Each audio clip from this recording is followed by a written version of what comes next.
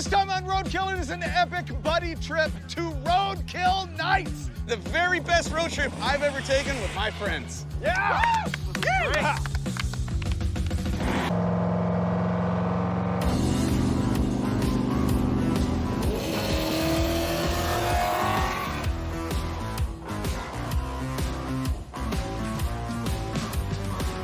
Motor Trend presents Roadkill Nights, powered by Dodge, which is the event where we race on the street on Woodward in Pontiac, Michigan. And this time, we're driving Finnegan's Dumpster Fire Daytona all the way there. I'm so excited about this. It's pretty good. We're going back to the place I got the car. That's right, last year, right? That's right. I remember seeing it as thing, I'm like, that's garbage. Yeah, and then I talked you into turning into a plumber and coming to my house and building it. We made it happen. Yeah. This is my 1969 Dodge Charger. It's a fake. It's not a real Dodge Daytona. It's just a very rusty, butchered, pro street version that I could afford. It's made up of all my used leftover parts. It has the engine out of the Death Metal Charger. You remember that car? We took out a perfectly good 383 Mopar big block and put in a Toyota 2JZ turbo motor.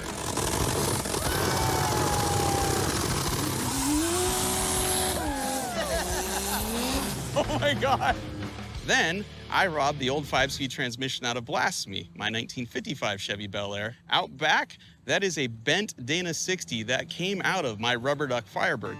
Then I conned my friends into coming to my house in Georgia and completely rebuilding it and making it run in just 1 week. And now we're gonna road trip it all the way to Michigan. But you've like tuned it up since then. What changed? I made sure it would overheat by installing the hood and the nose. There's about 20 feet of the worst exhaust system I've ever cobbled together under this car. That's saying something. All in the name of putting the hater pipes behind us and to the side so that we don't suffocate driving all the way to Michigan. You also have glass. Oh yeah, we got a windshield put in? The last time I saw this car, it was cobbled together just enough to do a burnout, and it drove 3 blocks and overheated radically.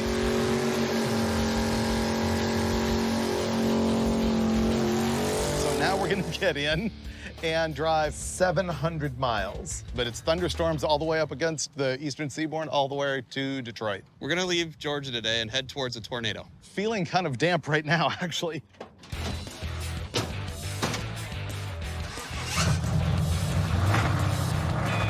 And loud.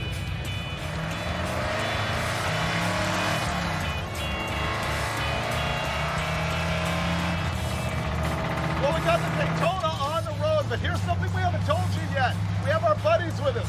We got Steve Dulcich in the Bankshift Cougar. Beginning our road trip to Roadkill Nights. And we've got Dan Newbern and Mike Cotton in Rick Claremont. Here we go. Ready? Woo! Newbern and Cotton, they're up behind me. They're in the Rick Claremont, and I'm driving the Bankshift Cougar.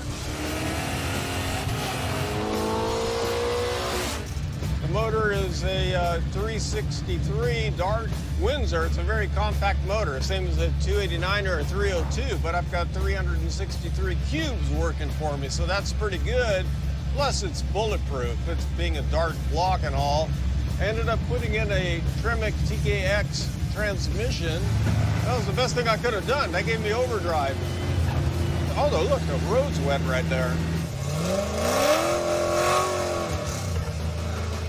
We're in Rick Claremont, our 1978 Ford Fairmont. It's got a blown 6-liter LS in it. This is our burnout car.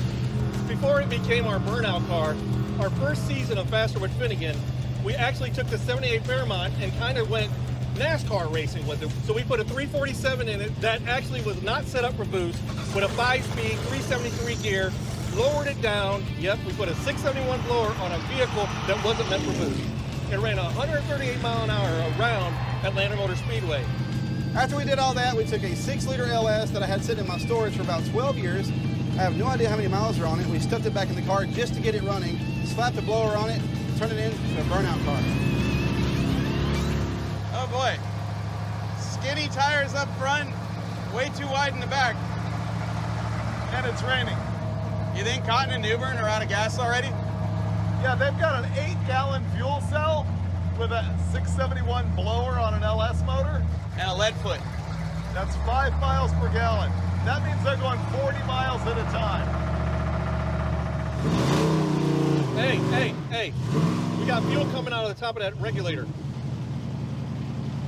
That's pouring fuel. It's literally pouring fuel right now. Okay, maybe How long have you that's been what doing that? I don't know. I just saw it. Ah, it's getting windy. Wow, it's windy. It's raining. Wow, the sideways rain is really something. We're gonna start the hydroplane pretty quick here.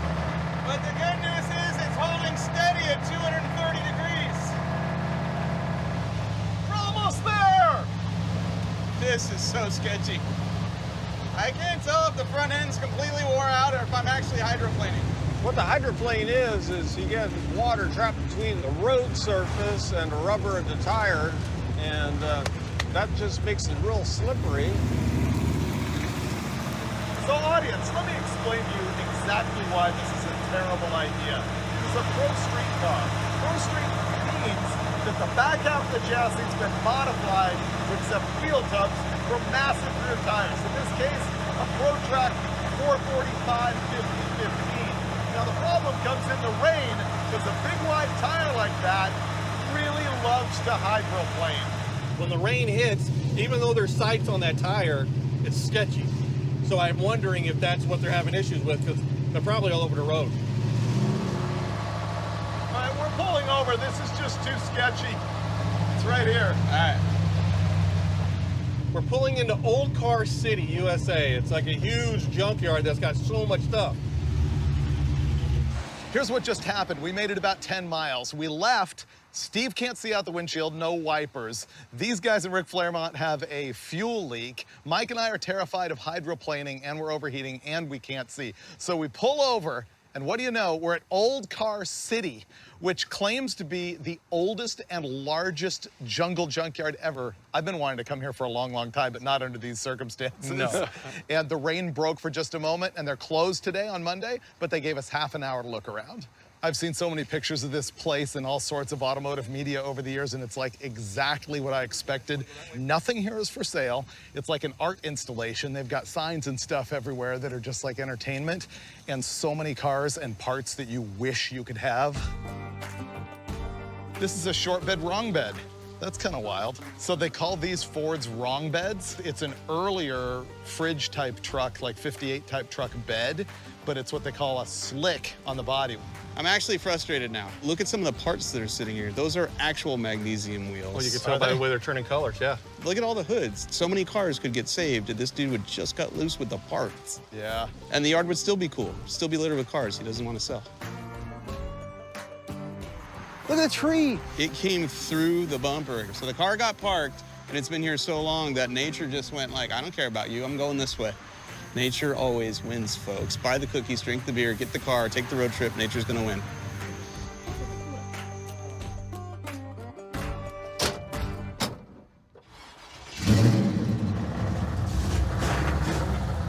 That was pretty cool. Yeah. I've always wanted to go there, wish I could spend more time, but what we're gonna do now is try and make some miles.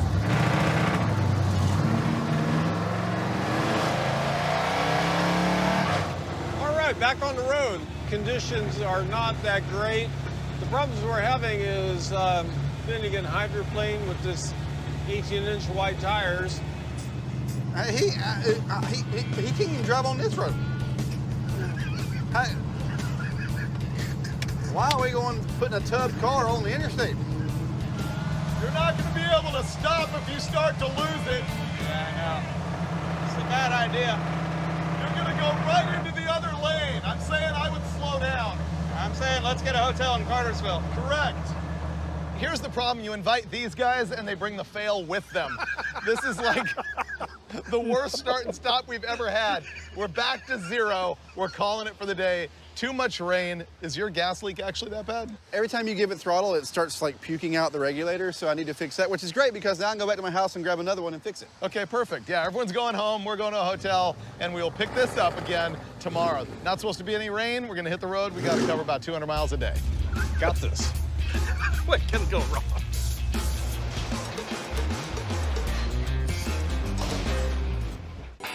It is day 2 of our road trip adventure, and although we're still in the same place, yesterday was great because it was a good test for all the vehicles. None of these cars have wipers, none of these cars have headlights, and apparently one runs hot, one leaks fuel, and well, I think Steve's is pretty good. Steve's is good. Yeah. Mike and Dave are gonna go in and fix their overheating issue, and we're gonna go ahead and address our fuel issue. We found a couple of regulators. We're gonna tear them apart and see if the diaphragms on these will work in this. Hopefully, it'll fix it.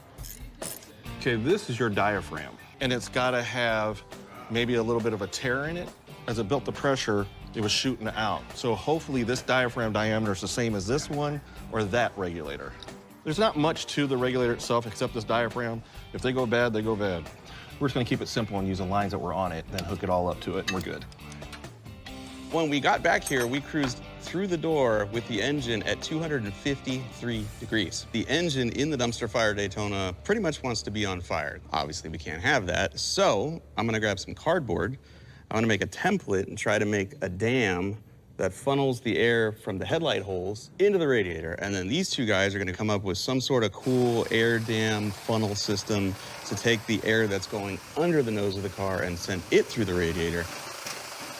You have to use the tool properly, Bill Check. I can't believe how crooked you got that. I know. It's a little wavy, but that's immaterial. We can do this again. Here, this time I'll watch and you cut.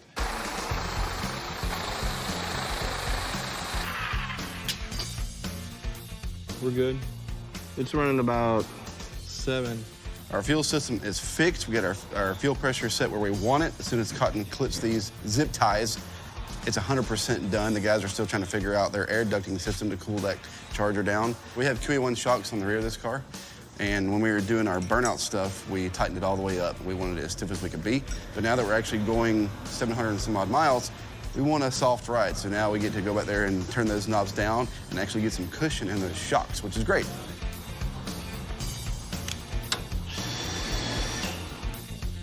Should we sit in like recliners and wait for them? Hey, we might be sitting on the side of the road. That might be waiting for us later, so you better watch what you say. Everything we're doing here is about trying to put a high-pressure area in front of the radiator and a low-pressure area behind it. Airflow likes to go from high pressure to low. So he has taken the screens out of the former headlight holes, hoping that the screens were holding back some airflow. They've made some air directors to take that air and go straight through the radiator. I have hope here. This will totally work. I'm able to do something. Wait till you see what we're doing. Oh, yeah? Yep. I've got this air dam that's gonna go right on the core support and hopefully deflect air basically straight up into the radiator. And then what these guys are doing right now is tilting up the back of the hood so that there's a gap at the back, so that there's a vent so that air flows through there and out the back. I feel like all of this will do something. We don't know. This is going to be the coolest running Daytona in history. We're racing. At Roadkill Nights. Oh, There we go. oh, Look at that. it's like a cowl induction hood. It's beautiful. Look at that. I mean, it's not, but it's gonna work. This is a high pressure area, so we have to hope that the pressure coming out of the engine compartment is greater than the pressure going in. This could be a negative. Well, I have all the confidence in the world that my car is not gonna overheat, but Cotton and Newbern's car, we'll see. We'll see.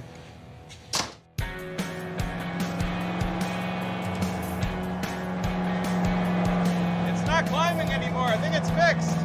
It's sitting at like 209. If it stays there, we're good.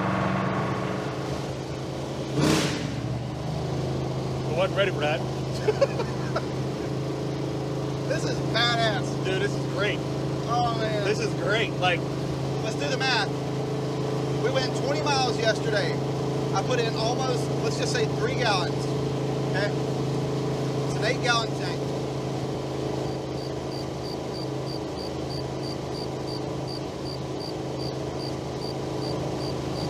so roughly about 100 miles. 100 miles? We used almost half a tank in 20 miles. Once we get to 50 miles, we're done. If it's not worse than that. We started this whole shindig outside of Atlanta. Right now we're in Dalton, Georgia. We've made it like 75 miles. Wow. Which, on the good news, that's like 10%.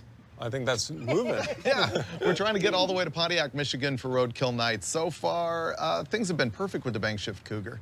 Well, I'm running 140 degrees. I got 60 pounds of oil pressure, and I do burnouts at will by stomping on the gas pedal, so I don't even need this. Well, you've got the fire extinguisher, and so you're going to go with Finnegan because not only is this thing still running 230 plus degrees, but we just discovered a major fire hazard. The fuel filter is all melty and coming apart. So not only are we overheating the engine, but we are now boiling the fuel. Our plastic fuel filter is melting. So pretty much fire hazard for dumpster fire. So we're gonna replace that with a metal one that we got from the parts store. Fixed. Great. So I'm going to drive the Cougar. Yeah. Cotton, you coming with me? I'll ride with you. Perfect. All right, I'm with Finnegan. I'm standing by. You're a lone wolf. Yeah. You can break it by yourself. I have faith. This is going to be great. All right, Freiburger Cotton reunited. And it feels so good. Oh, good. We're down to 190. Oh, good. Sweet.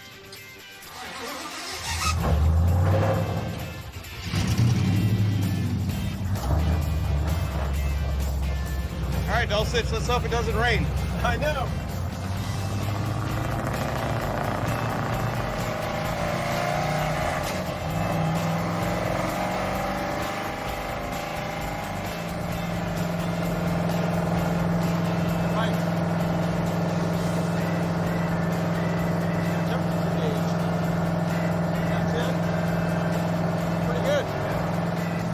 It's really that loud in that car?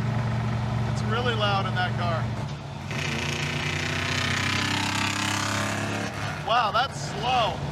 Dude, you didn't know that?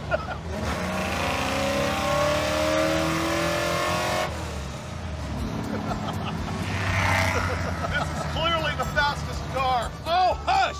Rick Claremont took off after you, and it almost beat you.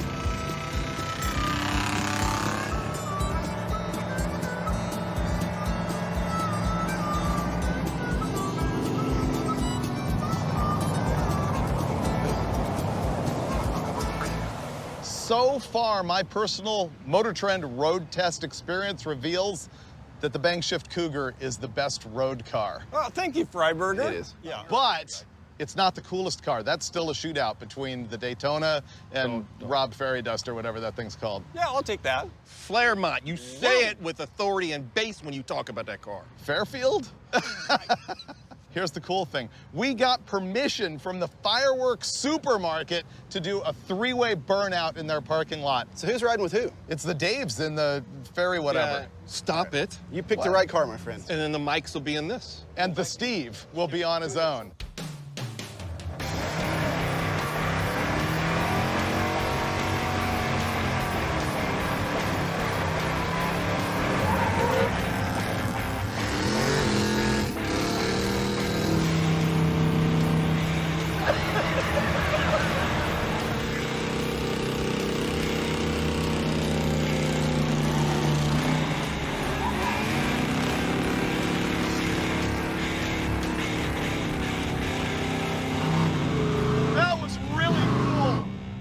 Awesome, I loved it. The slow rotation. The Kipri. Look at this smoke, dude. That's awesome.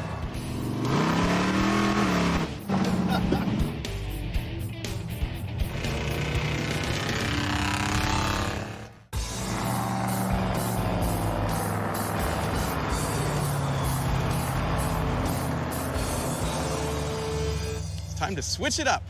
Everybody got gas? Yep. Yeah. Freiburger? Daytona? Yeah. I'm on it. Yeah, you've been lone wolf this whole trip, so it's your turn to be lone wolf. Okay. You two go together in the Cougar. You drive Rick Claremont. Absolutely. Woo, baby. Newbie in the Cougar. Here we go.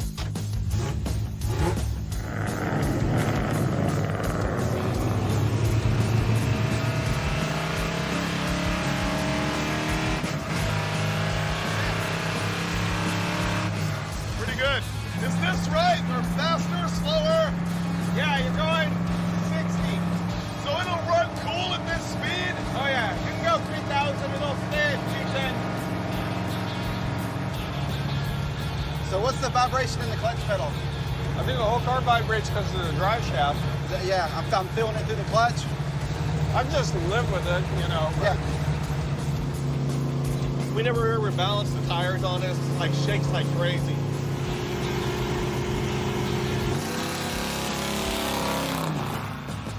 We're gonna ride a boat across the river.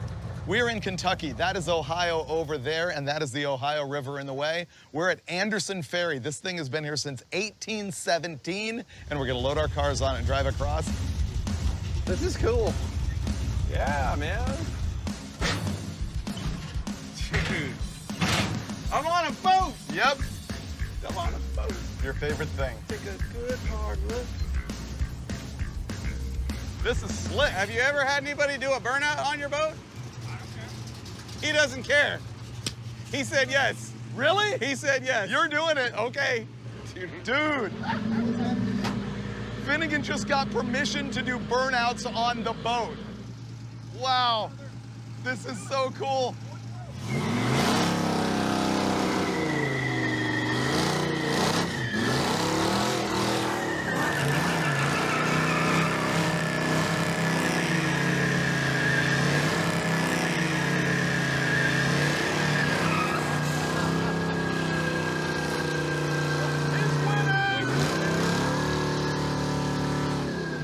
Wow, doing burnouts on Anderson Ferry, crossing the Ohio River.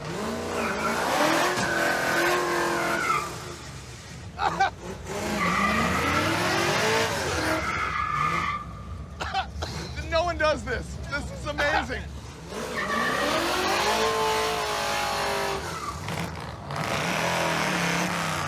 I got too much traction. It ain't gonna stay still.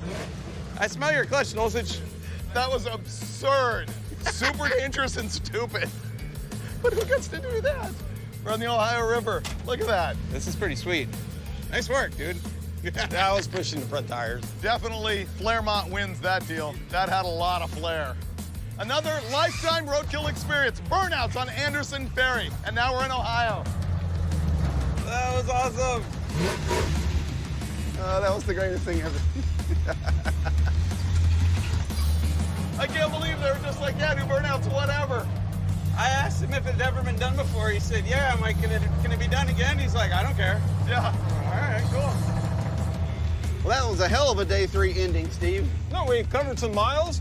We rode on a ferry. Your car did pretty good. Pretty epic. Wow.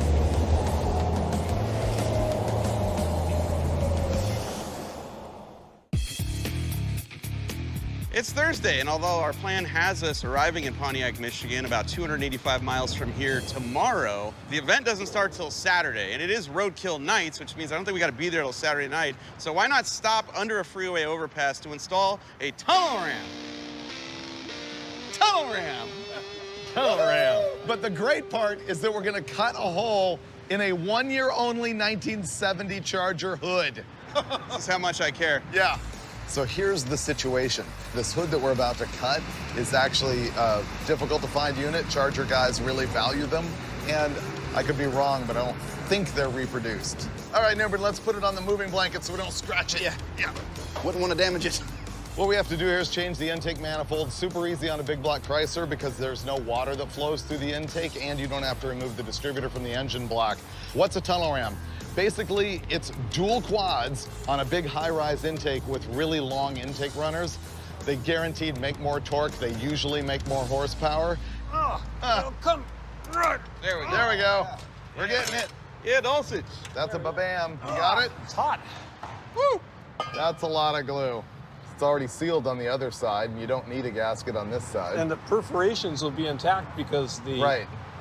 they were protected by the wrong gasket. Yeah, the bumps are still there. Like a lot of parts on this car, this came from eBay, and it's used, and it's a vintage wine tunnel ram. We are gonna reuse one of these 1850 Holley carburetors that was on the motor. We got a second one. We've got to make a linkage to go between here, tee the fuel lines together, and then after that, it just bolts on. Tunnel ram! Here's the thing, you can put a big block Chrysler intake manifold on backwards. The flange is the same.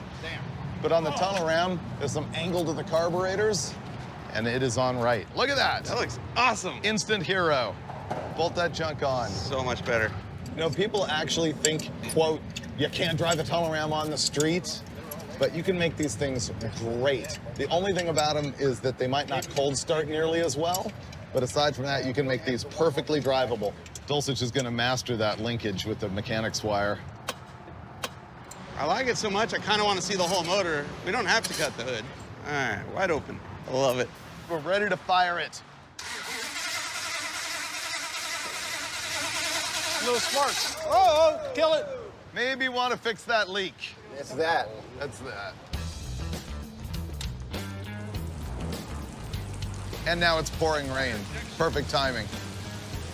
There's no air filters, no lid, no nothing.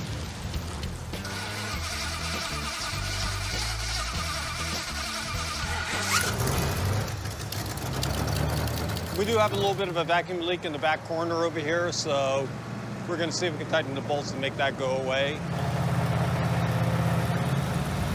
Sounds happier. That's pretty darn happy. Yay! I like it. Good job. Let's drive to Michigan. That about wraps up this job in typical Roadkill style. Now we've got 285 miles to drive to Pontiac, Michigan. I don't know if we're gonna do it all today, but one way or another, I think we're gonna make it. Hell yeah. That's Pro Street right there. Tunnel ram! So excited, thank you. Yeah, man. Thank you. Thank you, thank you, thank you, thank you. Fairmont! That's you. Yeah. Okay. I actually can't wait. And it's me and you? Yeah. All right. You two, him, us. You, us, there, you there. Bye. So excited about this.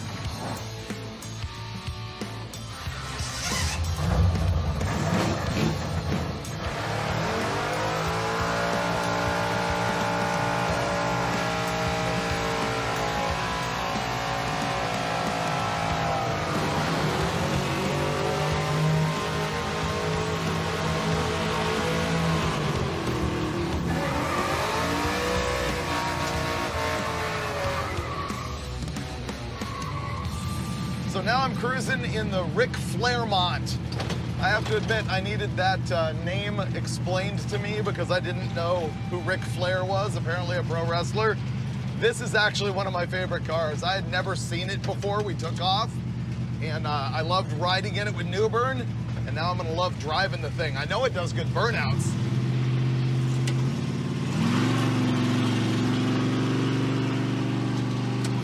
Full manual valve body, power glide, 373 gears out back, so it's a little buzzy on the freeway. And there's the police. No, it's not. Okay.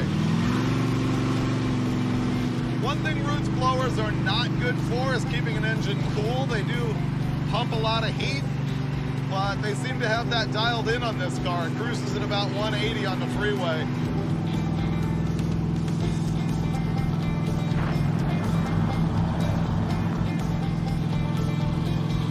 I'm glad we made it here because in my never-ending quest to go to every drag strip I can, we're here at Dahio Drag Strip. That means Dayton, Ohio. It's near Trotwood, Ohio, in the middle of nowhere, and it used to be an airstrip. It might even still be one for crop dusters and stuff, but they had racing here from the mid-50s through 1960s. And the cool thing about it is not only all of the history and the stuff they did here, but there's some neat hangars out front, and there's a sign with wings on it that says Dahio. So I'm stoked to be here. Thing is, both Finnegan and Newbern were already here last year, huh? Yeah, your Gremlin made a hit here, and I think it was, what, a 15 or 16 second quarter-mile pass? Yeah, buddy. On the back of the ramp On the truck, back of the right? ramp truck. Yeah, that was cool. Last year, amazing moment. This place is wildly different. The corn was shorter and the bugs were fewer. You know what gets rid of the bugs? Smoke. Oh, good idea. Let's crop dust this place. Man.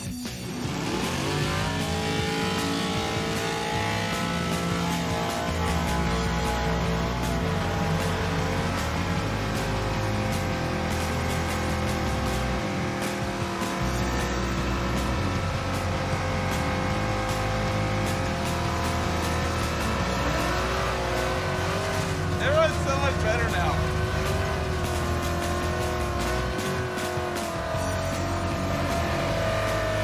There you go, Dulce! That's my boy! gets loose.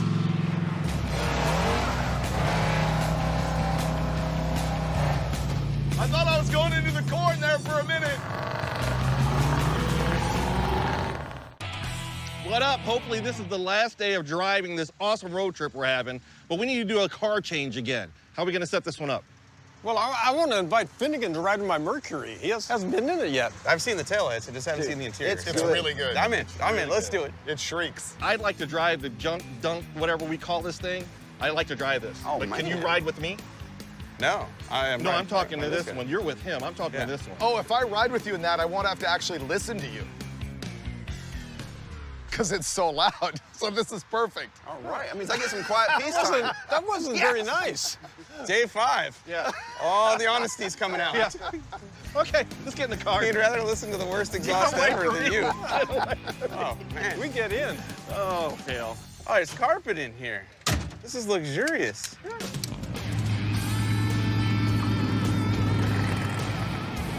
Woo, it feels good out today.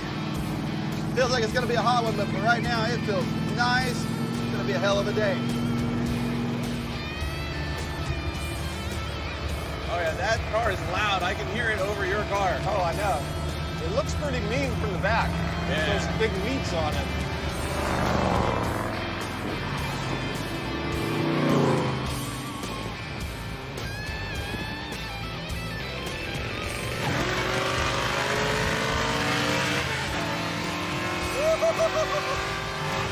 Oh, this thing is fast. This is way faster than that car. This thing pulls hard. You don't even sound like a car. Sounds like a trash dumpster. Huh? Couldn't hear me? Exactly.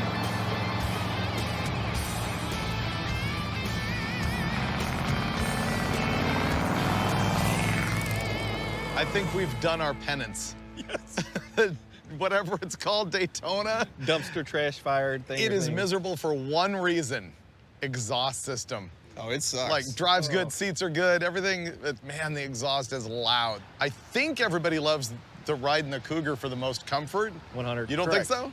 No, because I like the style of the Daytona. It's That makes better up for to look substance. good than to feel good. Yeah, if my ears are bleeding but I look cool, Yeah. fine. But as a road car, the Cougar's impressive, right? And it's fast and it shrieks. Oh, it's great. It's probably the Yep. fastest car here. Probably. Like, period. I That thing think moves genuinely. out. How about the Ric Flair mod? I love it. It feels like something I would build. That's what makes it great. Thank you. Yeah. Seating assignments. Finnegan has not driven the Cougar, so it's him and me in the Cougar. You're gonna go solo on the Daytona before you later on switch into the Fairmont, because you got to experience it. And meanwhile, these guys get to drive in their beautiful creation, right? All right. Yeah. All right, let's go.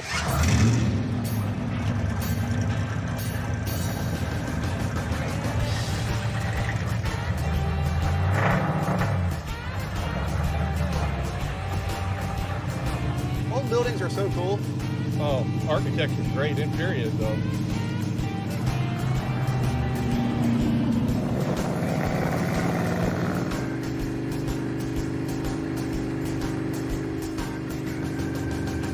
Well, we have now reached the lose the shop moment of the show. We were just 60 miles from Pontiac, Michigan, our destination for Roadkill Nights, and it just started pouring.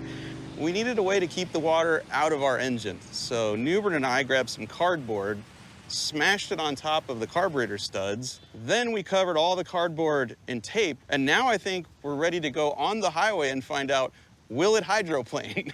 60 miles, we can make it, let's go. And no one wants to ride with me. I don't know if you've noticed that, but either because of the death or the noise. All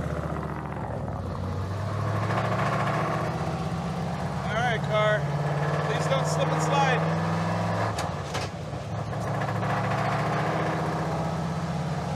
Ah, yeah, this is working great. The water's just beating right off the top of those velocity stacks.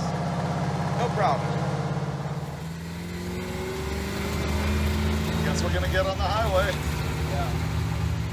Finnegan's got to be in full pucker driving that thing in the rain like this. Yeah, I know. Wow, there's a car in a ditch right there. The top of the road looks like a swimming pool right now.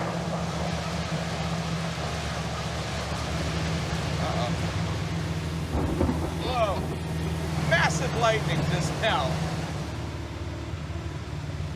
Whoa! Woo! He was coming over into me, and I looked in the rearview mirror, and there was a guy right on my bumper. That was bad. Yeah, good move, Freiburger. Thanks.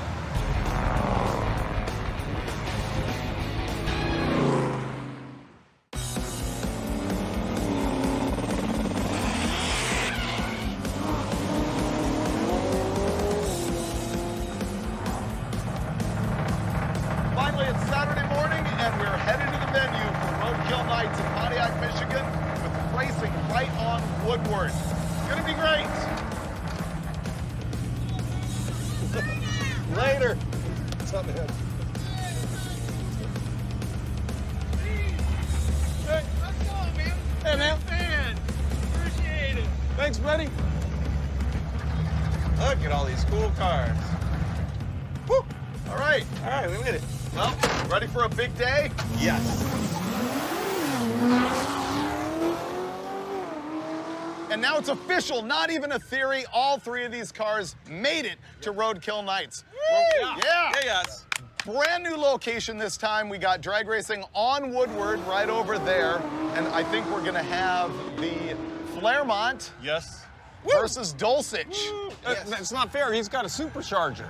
He's got a You have supercharger. the Cougar. He's got a supercharger. He has You've ball been tires talking and you have smack 6. all week. All Now week. you have to take the belt off that supercharger. No way, Jose. Y'all been talking smack all week. You've been talking. Don't give in.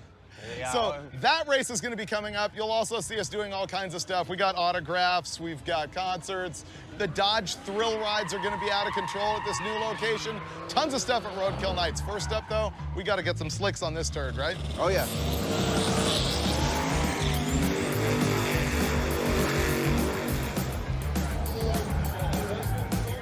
Man, I've been cruising around just seeing the sights while those guys are changing tires. This is the 9th Roadkill Nights. I can't even believe that. Here's something that's gone on ever since that very first year. The Dodge thrill rides. You can see people are waiting in line over here. The Dodge people put you in with a driver, and they'll take you on a really fun little drift course. This has been like a key thing at Roadkill Nights since the start. It's super fun. Both Dulcich and Freiburger have been talking smack all week on the Fairmont. They said the Cougar is going to smoke it once we get here.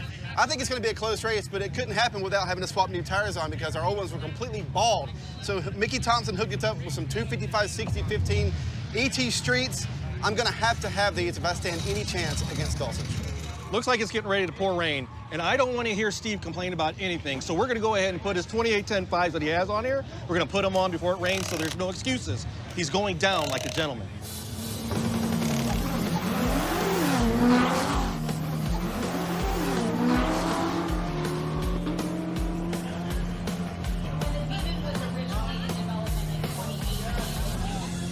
This is a new thing where they're drag racing with people. That's a couple of Ram TRX trucks, was Hellcat powered. So they got passengers in there, and they're doing races. And look, they also have them in Hellcats and Red Eyes.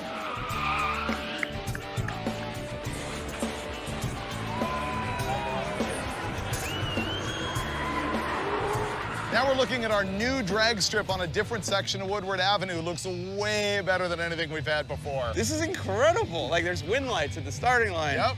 And never forget, this is all being done in the name of an 8-hour-long party. Yep. And then it all disappears tomorrow, and Grandma will be commuting somewhere down this road in a station wagon. But right now, it's a 600-foot track. It's actually concrete. It's been prepped by Total Venue Concepts, been out here. It's VP sticky. glue is down, and they're thinking this is going to be fast.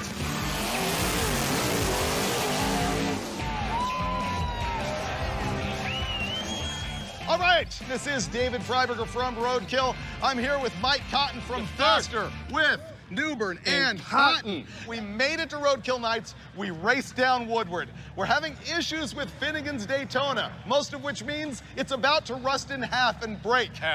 So he doesn't want to race the thing. He is going to give you the burnout of a lifetime right now, and then we're going to come back with a match race shootout between Steve Dulcich of the Bank Shift Cougar and your boy, David Newbern. in the Rick Claremont. Here we go, burnouts on Finnegan. Let's go, Mike.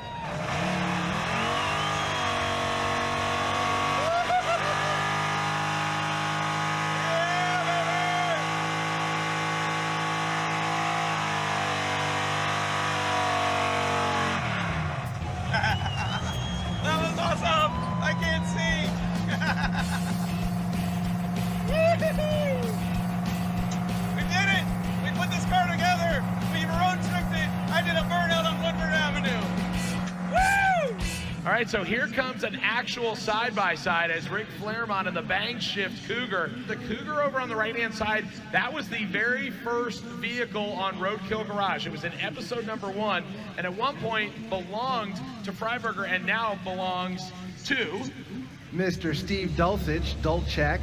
Woo! Got me a drag race. Yep, who shifts that thing like an owes him Oh money. my God.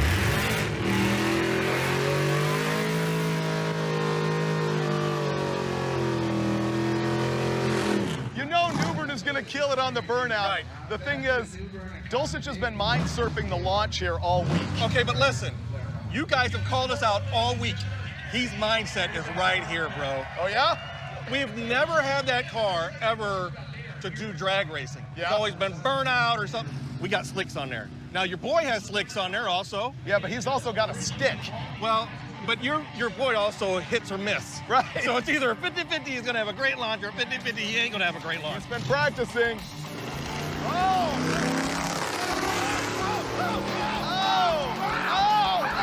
It's you! It's you! Look at it on replay. They left almost identical, but obviously the Rick Flaremont's got a little bit more in the beans department, Yeah, a lot and more it was a couple car lengths. Newberg's got to be happy on that one. Oh man, that was incredible. This car left good, did a good burnout.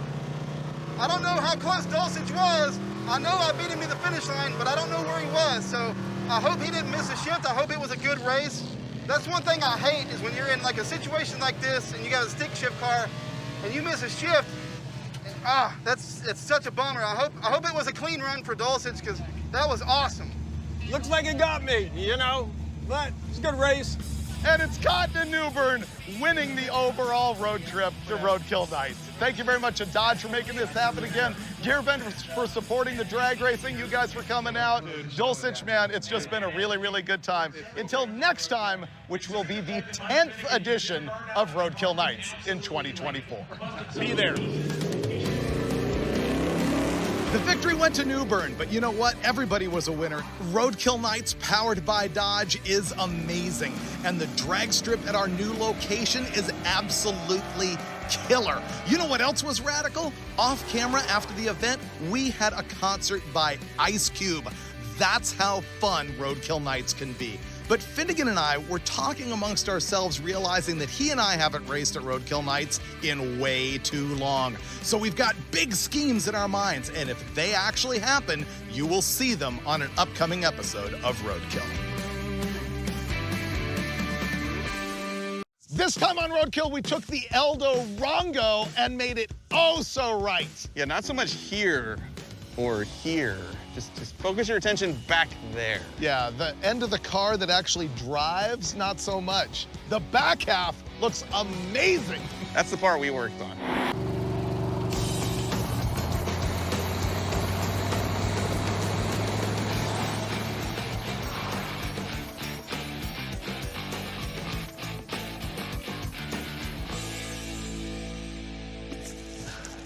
That's Buddy, official Junkyard dog. Freiburger here in freezing cold Albuquerque, New Mexico. Now, you might wonder where Mike Finnegan is. He's like stuck in an airport somewhere with all the cancellations, with all the storms and everything. However, he did leave me this hunk of burnin' love. You think it's a 77 Cadillac Eldorado, but check this out. There it is, yes. This is the caddy ramp.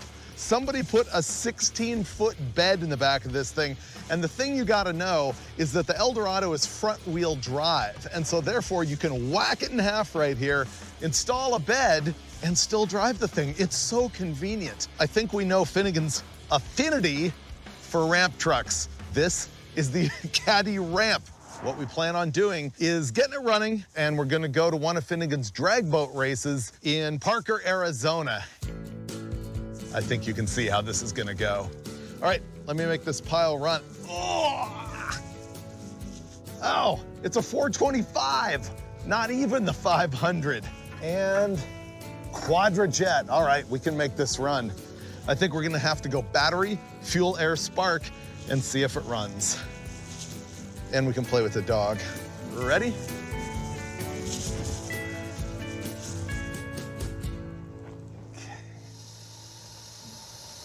All right, park. Done. All right, it runs. Lifter clatter, that'll go away with oil pressure.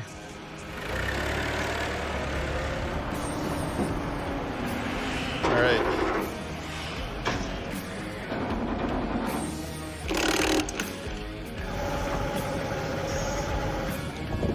Brakes don't work at all. The pedal sinks to the floor, and so that's at least a good clue. I think I'm gonna rig a fuel system for this thing. I'll get a click-clack pump and put some sort of tank in the back. I'm just gonna ratchet strap this down. We could actually put one on the other side and have dual tanks and just switch back and forth. We're doing hose up and over through the hood and to the carburetor. Finnegan's gonna love this when he gets here. What I'm gonna do is just hotwire that pump back there, see if it runs and see if it'll pull fuel. I've got this pointed down at the ground. All right, we are good. All that's left is hooking this up to the carburetor. Okay, that's plugged. With the fuel pump all hooked up, we're gonna see if it'll run on its own. I'm gonna ether it anyway. Okay, here we go.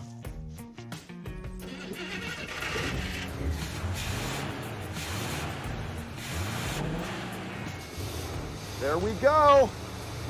Ah, that's a relief. Now, if the brakes would work, no. Brakes go straight to the floor. All right, this thing has Hydro Boost, and apparently it's got Eldorado brakes back in the back and discs in the front. We're gonna have to mess with that a lot.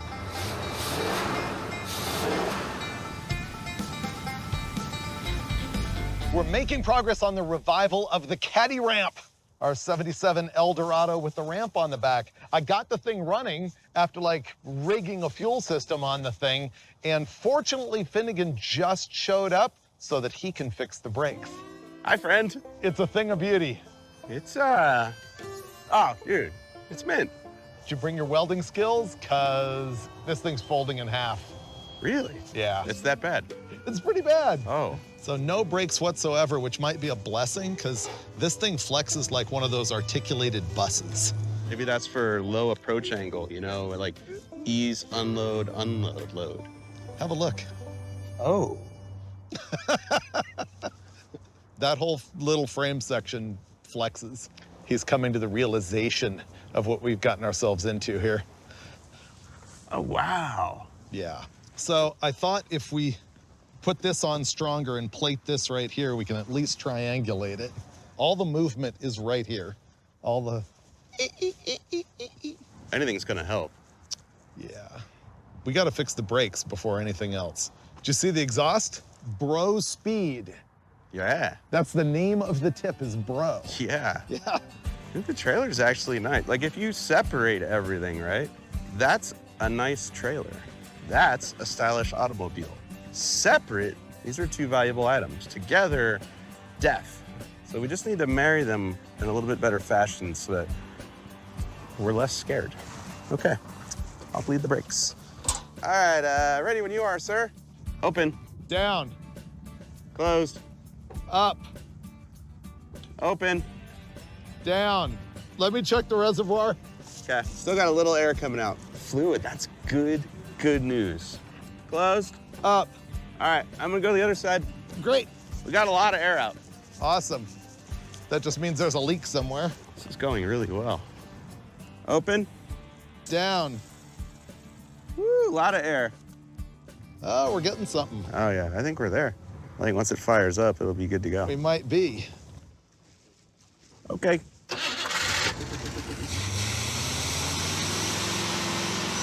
There we go. That sounds like something that wants to haul something. Right now, Dave is trying to bleed the Hydro Boost.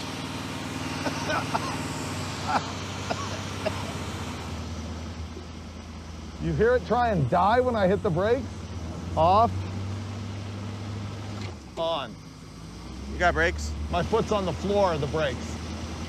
Oh, that's not good. Right. It has no brakes. How did you stop it earlier? It'll stop for a moment, right? Yeah, it's stopped now. Is it still stopped? Not now. Yeah, Maybe we need a new hydro boost unit. probably. Yeah, it stops and then it takes off. Oh, whoa, whoa, whoa. So yeah, the brakes just plain don't work. And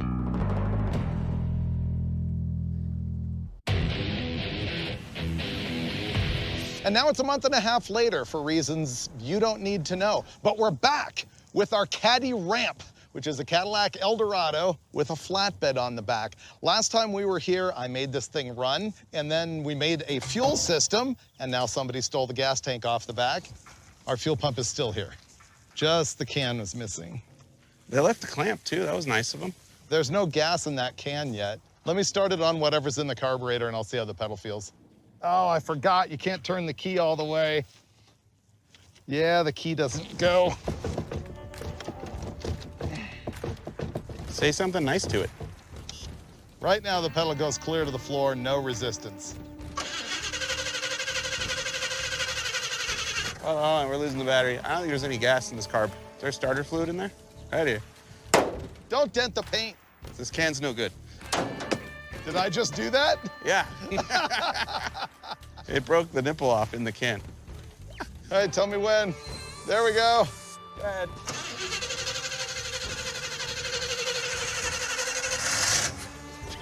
All right, we need gas. We'll strap this down later. This 5-gallon can will get us about a mile at a time. It might have just picked up. Nope. Finnegan's gonna hold the choke open so it gets air.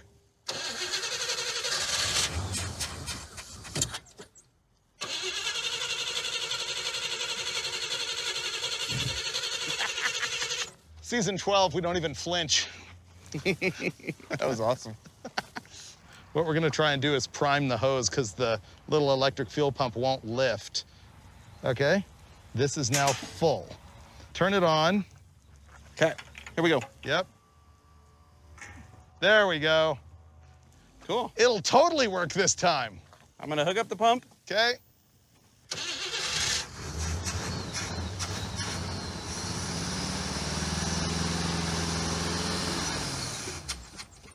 The fuel pump isn't picking up.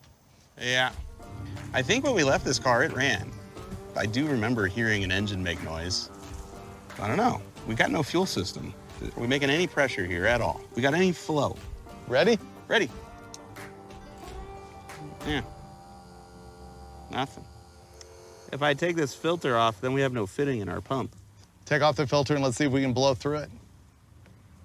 It's full of varnish, which leads me to believe it wasn't pulling any fuel. Does it flow? It flows, and now I can see through it. Let's try again. Ready? Still no? I think we're gonna need a fuel pump. Hold on. Oh, wait. Something happened. Oh, hold on. Keep going. Ah, I got it! All I right. hit it with a screwdriver and it's fixed. Great. I'm the smartest man alive. Hook it back up. Did you see that? Now it'll totally run. Dude, start this car, bro. Connect the battery. Oh, it is. I got nothing. What'd you do? Nothing. Can we go home for another 2 months and do this later? Ah. Can this be the first Roadkill car that burns to the ground? The key doesn't work anymore. I kill you! I kill you!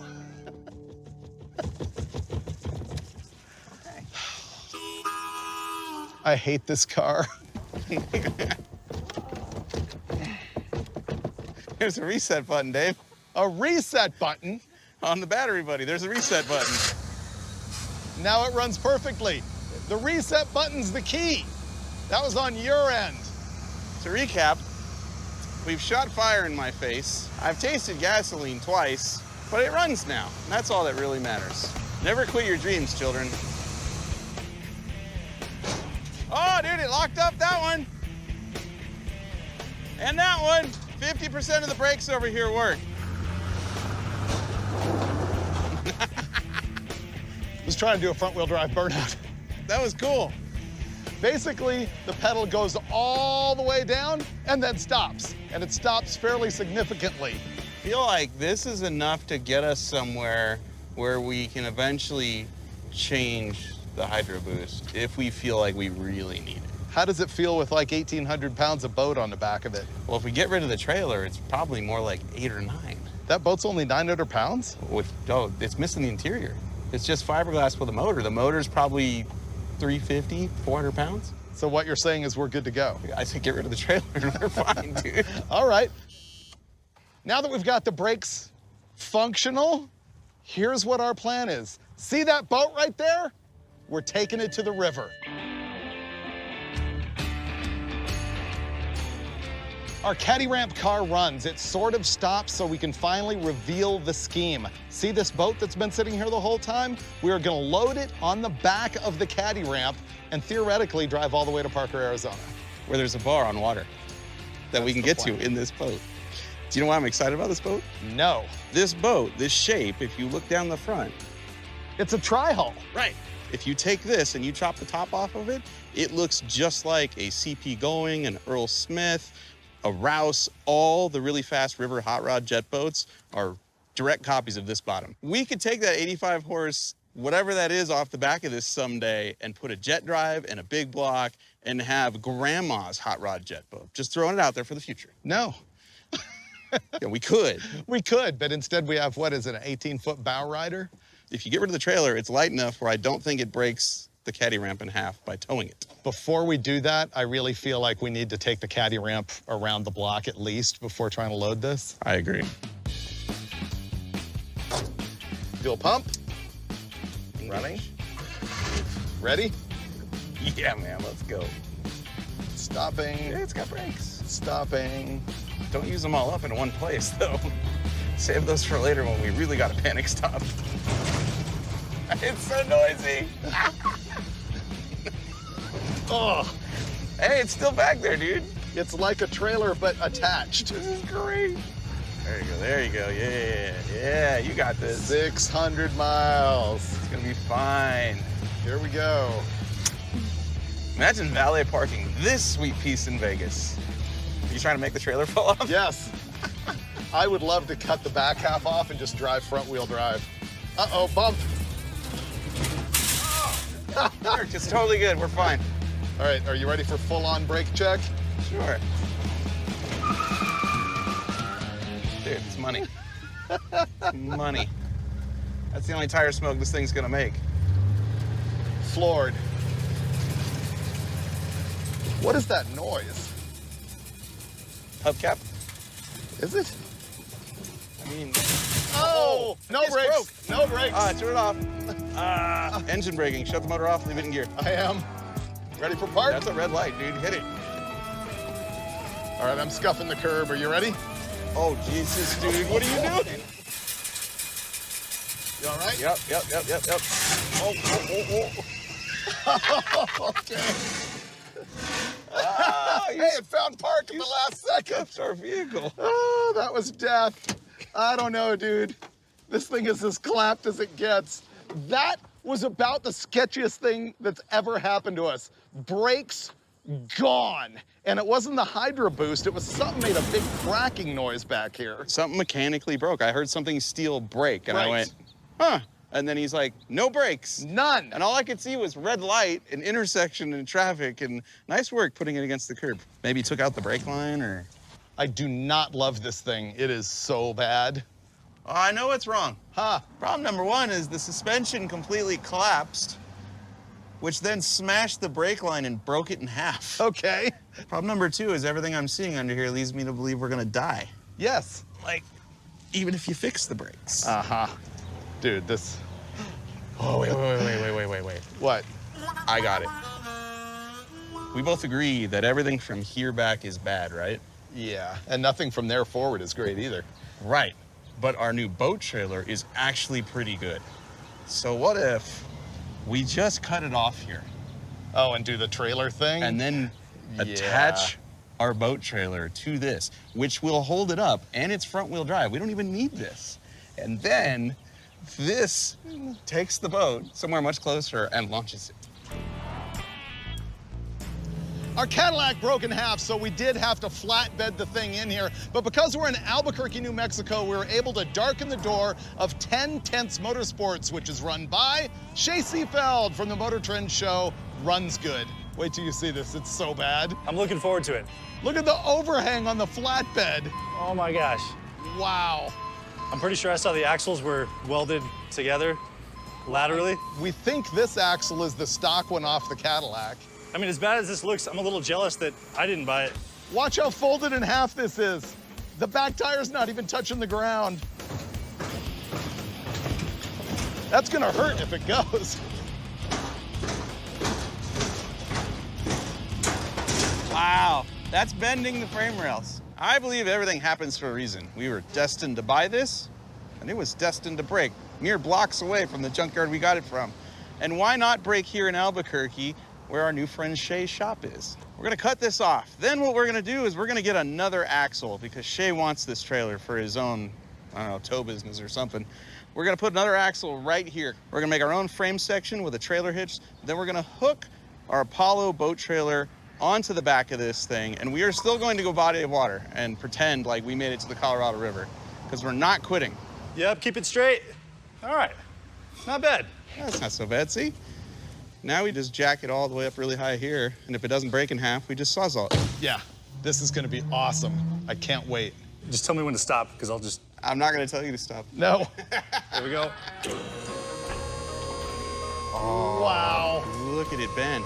Guys, it's out of frame of this GoPro. I think it slipped on the fender right there. Yeah, I don't think it's gonna break. It's sturdier than we thought. It's sturdy in the wrong direction. So now we're gonna try and bend it this way instead of this way, because the this way didn't break enough. Do your worst. Take two. And we're off. Ooh, this looks good. It's pushing into the cab. This is stronger than I thought it was. It's gonna be really convenient if it breaks, though. Yeah, it's caving in the back firewall. Oh, now it's picking the whole thing up. This thing continues to impress me, boys. I really want to jump on it, but I know that's when it'll break and catapult me through the wall.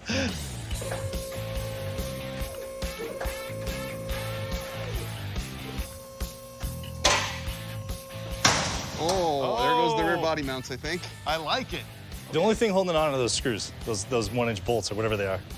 Dude, it's crinkled the frame rail. Uh-huh. There's the rear cab wall.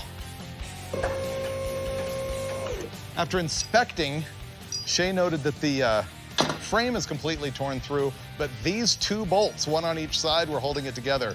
So he's gonna buzz those off, see if we can get this thing apart. Now we've removed a couple of the big bolts that were holding it together, plus a bunch of the like cables and lines and stuff. So we're hoping for more destruction. Oh, wow. What made you stop? I'm terrified. I'm genuinely terrified. Push through it. Fortune and glory. Think about it. Oh, I think that side separated. That side did. Yeah, look at that. Okay, this side, it's pretty well ripped apart. Ooh, are we to the point now where we need to lift the back? Yeah, I think we just continue doing this action and it's just gonna fall right off.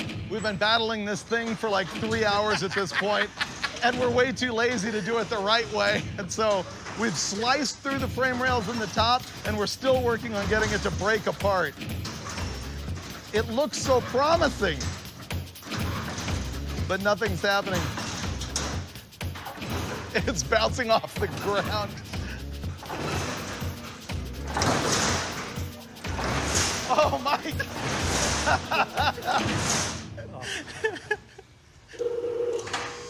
Oh, this shows promise this time. I hear stuff. I hear creaking. There we go. Oh, yeah. There we go. Yes, it is collapsing the frame. If you're at home and you feel a strange and sudden urge to do something similar to what you're witnessing here, don't. Just watch this and go, okay, I've seen that. I don't need to do that, because this is not safe. Oh, that's a noise. Oh, it is tearing the frame in half right here. Oh, I think it's gonna fall off.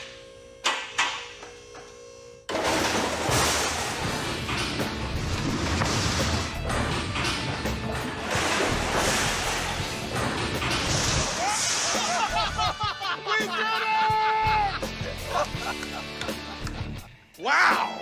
Wow! Oh my God. That was radically unsafe and yet entertaining. Even after it fell off the lift, it's still hanging by a thread back here. So now we've got the front wheels chocked like mad, and we got Finnegan in the tow truck. I'm driving the Eldorado, and I'm trying not to ramrod the lift or the door or the wall. All right, party people, this is not a drill. I will be inching my way forward. Is everybody ready? I guess so. There. There you go. I think I got it right.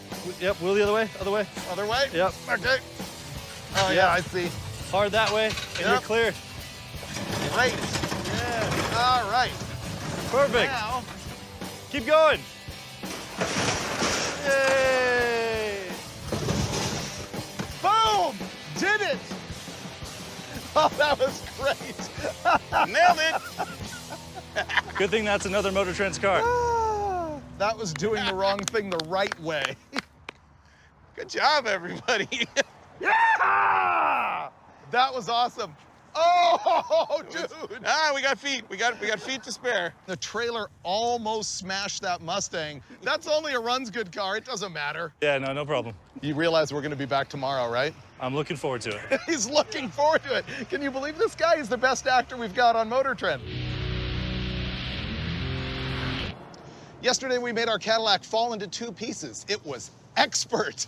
And now we're going to build a new back half. Shop's this way.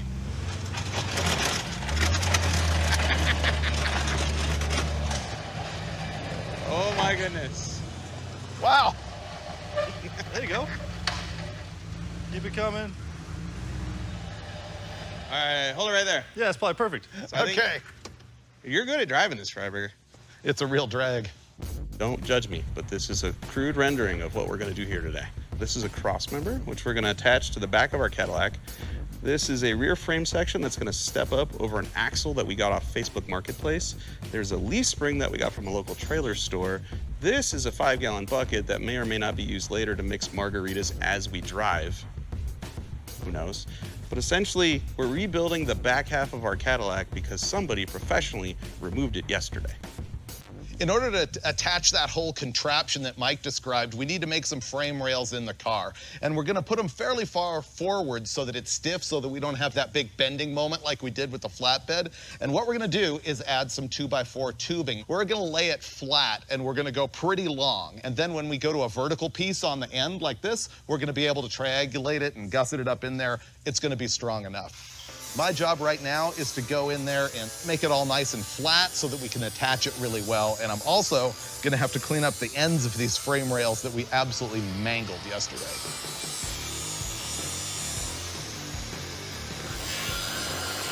We're gonna install our new 2x4 frame rails. I'm gonna hold it up, Mike's gonna tack it, Shay's gonna tell me if it's level. Yeah, it looks good. There we go.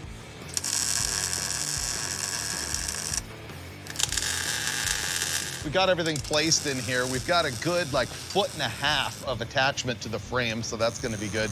Mike is zapping it in right now. We've got our cross member cut, but we're gonna get all this braced in there before we install the cross member.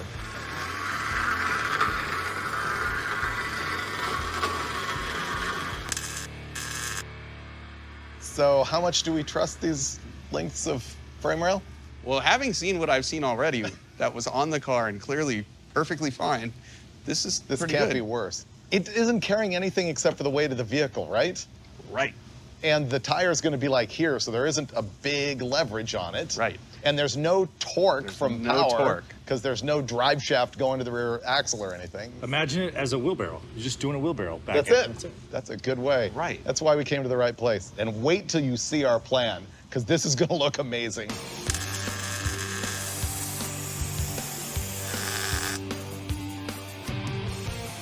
All right, guys, I have the plan.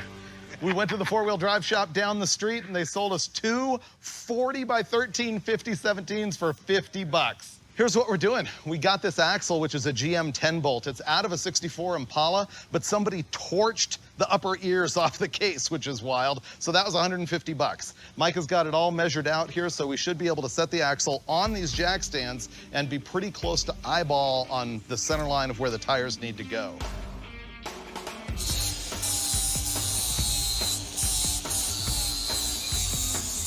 Here's what we're doing for suspension. I just ran down to the local trailer supply place And I got a trailer leaf spring, one for each side. I know it looks really lightweight, but remember, this thing's hardly carrying any weight in the back at all. Most of the suspension is gonna be the sidewall of that tire.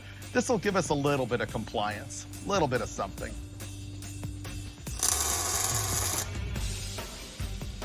And here comes the suspension, which I pre-assembled on the bench. There we go. Now what's gonna happen is we have to figure out how to Z the frame up here, and then we will weld to here and to there. This is gonna, I think, need a little extra height. We'll give a little angle in that one, so it'll probably be like that, I would guess. Things are humming right along. Shay and I just cut 3 different pieces of box tubing. The first 2 pieces are our main rails that are gonna go above the rear end. This piece, however, is gonna be our rear cross member. It's gonna connect those 2 rails together, and it's gonna include our trailer hitch. I'm gonna take this generic tubing that looks a lot like a trailer hitch, and I'm gonna sink it into this rear cross member, weld it, then weld this to our 2 main rails, take the whole thing over there, and figure out a way to connect it down to the cross member that we put under the back of the caddy.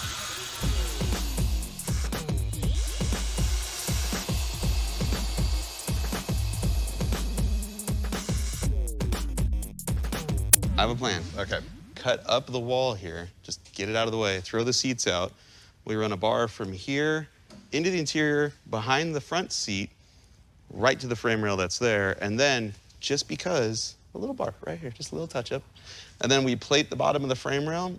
I think if we do something here, we can Get down. Yeah. Get down on it. I'll keep making gussets. Do you want me to make that gusset? Oh, yeah, can I weld this one while you cut that one? Yep. I'm gonna cut a hole in the firewall here so we can get in there to create a little triangular brace. Oh, we are getting close. That's gonna be the key to this whole deal right now. And then after that, it's just a little bit of welding and plating under the car, bolt the wheels on, set it on the ground, step back, pat each other on the backs because we're just badasses.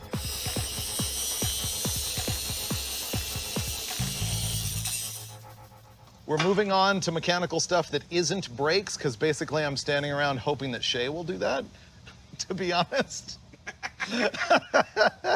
We got a gas tank here, which is pretty crazy. A viewer named Nick came up with this for us and delivered it over to our hotel. And look at this. It has a level gauge built into the cap. That's absolutely next level for us. What isn't next level, what's normal level, is that we're just gonna ratchet strap it in. Actually, Mike put some plates on there to make it more good, but the ratchet strap is quick release, just in case we need it for the boat. Or in case it catches on fire, you can undo it and throw it. Oh, you're right, we use it for the boat. Yeah. We don't know that it has a gas tank or that it runs. We just have a boat. Yeah.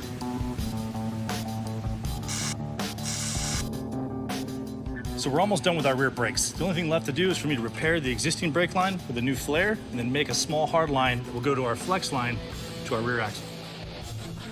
I can't imagine why we would need an emergency brake. Bye-bye. I thought we'd never be to this point, but 2 days. Finnegan, amazing job on the pre-runner. You too, man. It's really nice. This is I like it. The trio here. We get stuff done. Shay, thanks for doing the brakes and everything. No, I'm pretty proud of this. You know what this means, right? We can install the tires if it doesn't knock me over. My God. Oh, they're pre-rusted. Nice. Yep. Ready? Yep. And... Oh, dude, it clears. I like them. Wow. We need the other one, bro. And we need to put it all the way down. And we need to roll it out of the lift and stare at it. Oh, everyone's gonna want one of these. Now we can have the right look. Oh, dude, we nailed the stance. Nailed it. You have the trailer on, it's gonna sit perfect. This wants to go off-roading. I hated this thing so much 3 days ago. And now it's the greatest car we've ever assembled.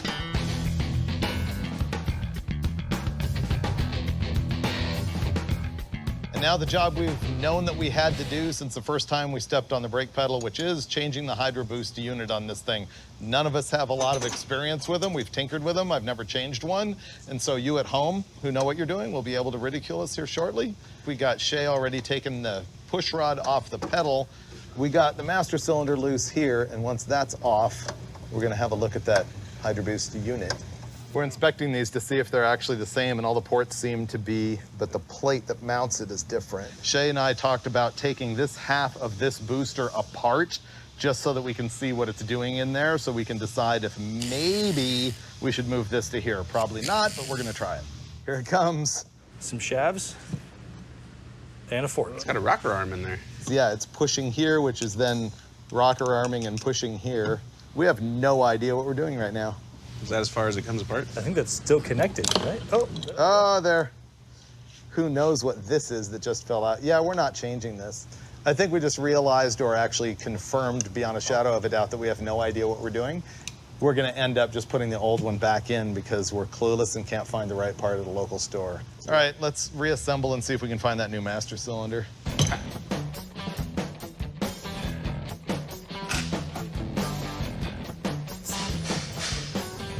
On. Ta-da, like magic, we actually got the right hydro boost. Our guy Mason went out and found that thing, which is like his main usefulness, that and giving us lip. I have to remove the stock spring and push rod off our old one and that little washer and reinstall it in the new one. And then I think we're gonna be good to go. All right, Shay, we're gonna go for it. Sounds good. I am going to feed the new one through. Perfect. All right, ready for smacking, Shay? Yep, go for it. All right. I am going to install a new master cylinder to go with our new booster, and I even went the extra mile and bench bled the thing, so all the bubbles should be out of it. Wow, it's been a long day, but I think we got it all done except for pouring gas in, firing it up, bleeding the power steering, and then I think we're ready to go test drive. It's not skipping. It seems cappy. Oh, we got brakes, baby. Yeah! Nice. I've never been more excited to be 3 deep, boys. All right, guys. Martini in the front, Coors Light in the back. Here we go. It's rolling. Oh, we're driving it with the big tires on the back. Yes, we are. Oh, it drives a little weird. I can see our tires. Here we go. There you go. Oh, it's working. So, It's working. the real test will be, boys, that's a railroad track up there. Nice. All right, boys. Here comes This is it railroad right here. tracks. Oh, rides like a Cadillac. no problem. I made it.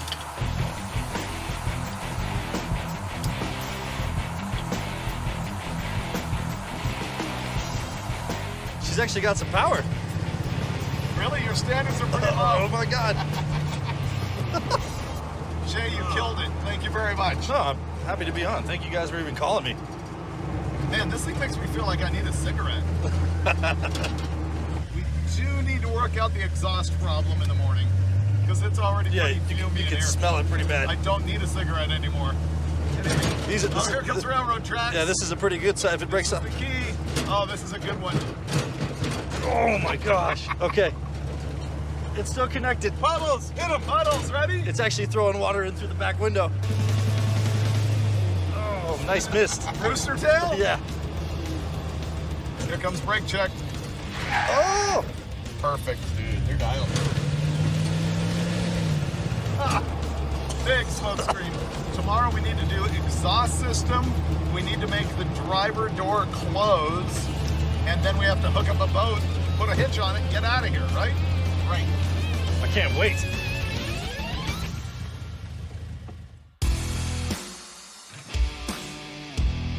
Today's the day we are gonna road trip this doo-doo. But first, we've got some work to do. Exhaust system, make the door shut, make the radiator be sealed, and tire pressure, right? Yeah. You're gonna do the exhaust first? It's practically done, dude. Yeah. Like, It does look good. it's a couple of tech screws, a hose clamp, and the bro speed pipe. Right? That's pretty good. It's Stinger style. Are we getting predictable? Nobody saw this coming. This was a ramp truck 2 days ago. That's true. I mean, Yesterday, the ride quality was a little lacking for a Cadillac, so I'm gonna take some air pressure out of the tires. I would go down to like 15, except for this. There's a tire plug in the sidewall, which often happens four-wheeling, and I'm worried that it'll flex too much and pop that out, so we're gonna go 25. There we go. All right. All right. Sweet. These guys are dressed nice and clean for the road trip. I'll do the honors and I'll get the tailpipe hooked up. I expected to get dirty again today, so.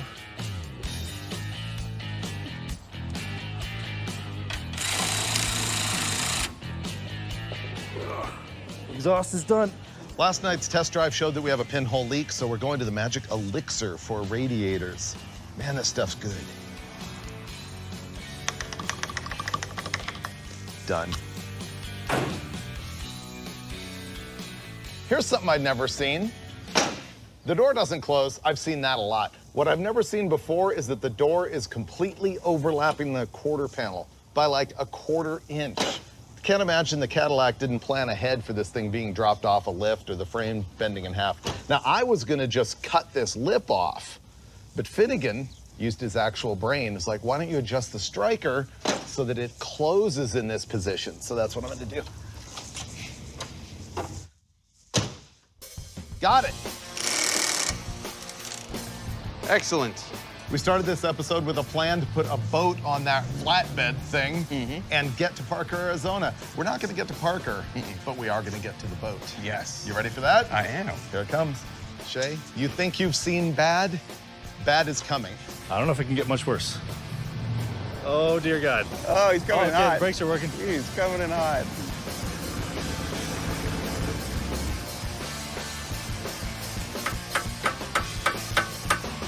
Want to try to drag it too? Can you pull it? Oh, we're gonna do it. That was good. That was a bam. I think we're good, dude. A genuine pleasure, man. No, Thank you so absolutely. much. All mine. We're out of your hair. Oh, man.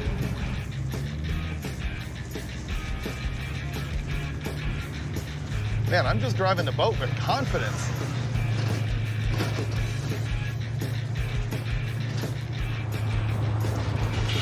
You don't... There's no Hubcap's gone. Oh, well, I tried. Let's go boating. We're gonna hit the highway. We've got a half-mile road test. We've already made it further than we made it before when this had a ramp bed on it. Yep. If it was gonna break, bro, it would have already happened. We've already run over railroad tracks. Ah, this is so much better than 3 days ago when I hated this. It's pretty smooth, too. Yep. Trailer feels like it's wagging a little bit. Yeah, it is.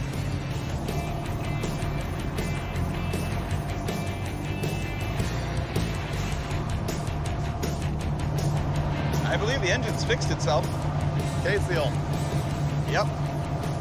27 miles. We can do it! We're gonna make it. Now I smell more coolant than exhaust, so that's good. If this body of water we're going to now doesn't have a bar, Yeah. in my mind, eventually we need to go to the other bar we were trying to go to. Okay, what does that mean? Does that say overheating? We got a buzzer going on that says engine high temperature. How does it know how hot it is if there's no water in the engine anymore? There must be. Think there's gonna be an exit? Yeah, in Vegas, 102 miles from now. I'm counting on Cadillac quality for this thing to not blow up. It's all going to hell. Uh-oh, it's slowing down. Uh-oh, it's floored.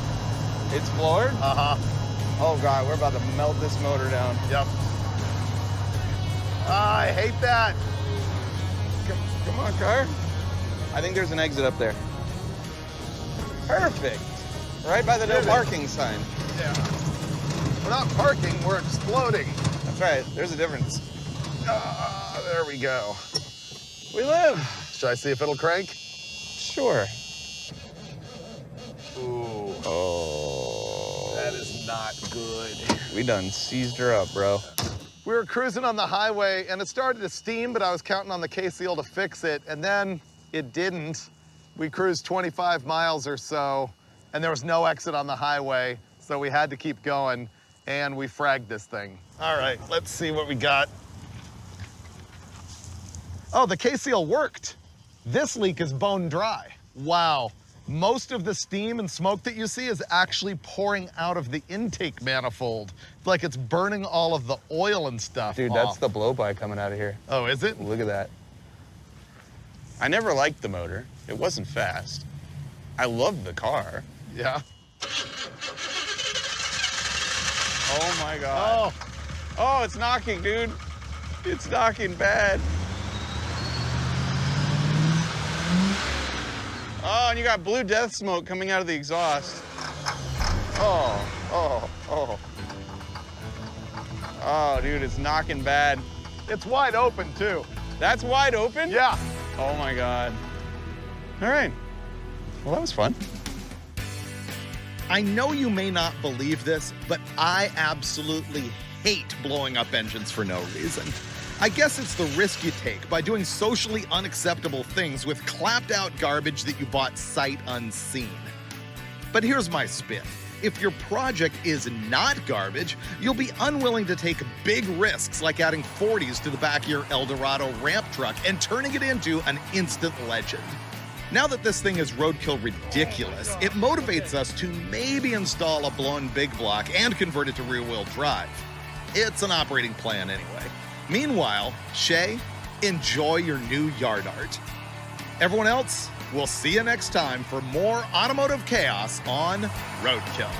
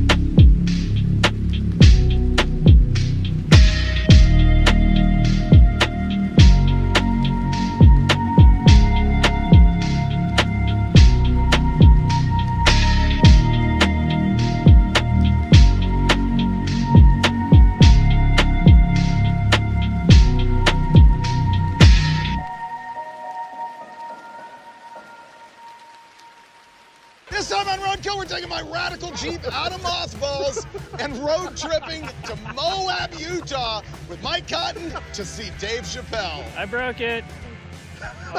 I'll admit it. I broke it.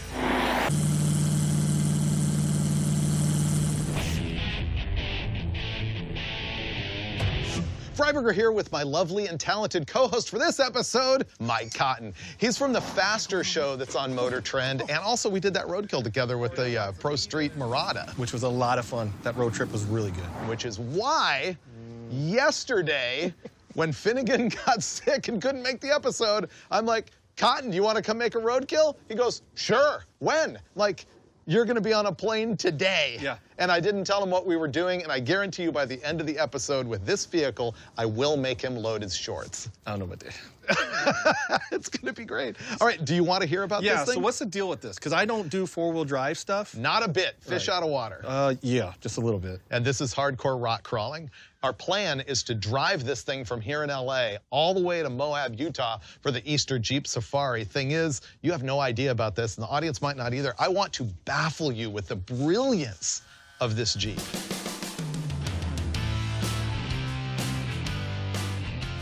So the last time we used it was on an episode of Roadkill Garage, and it had bad tires on it and completely failed. That was season 1, that was 7 years ago. Then I put the tires on it. It hasn't moved in 3 or 4 years. And how far do we gotta drive? 700 miles, something like that. This was a 1981 Jeep CJ8, which is a scrambler, 10-inch longer wheelbase than a CJ7. Okay.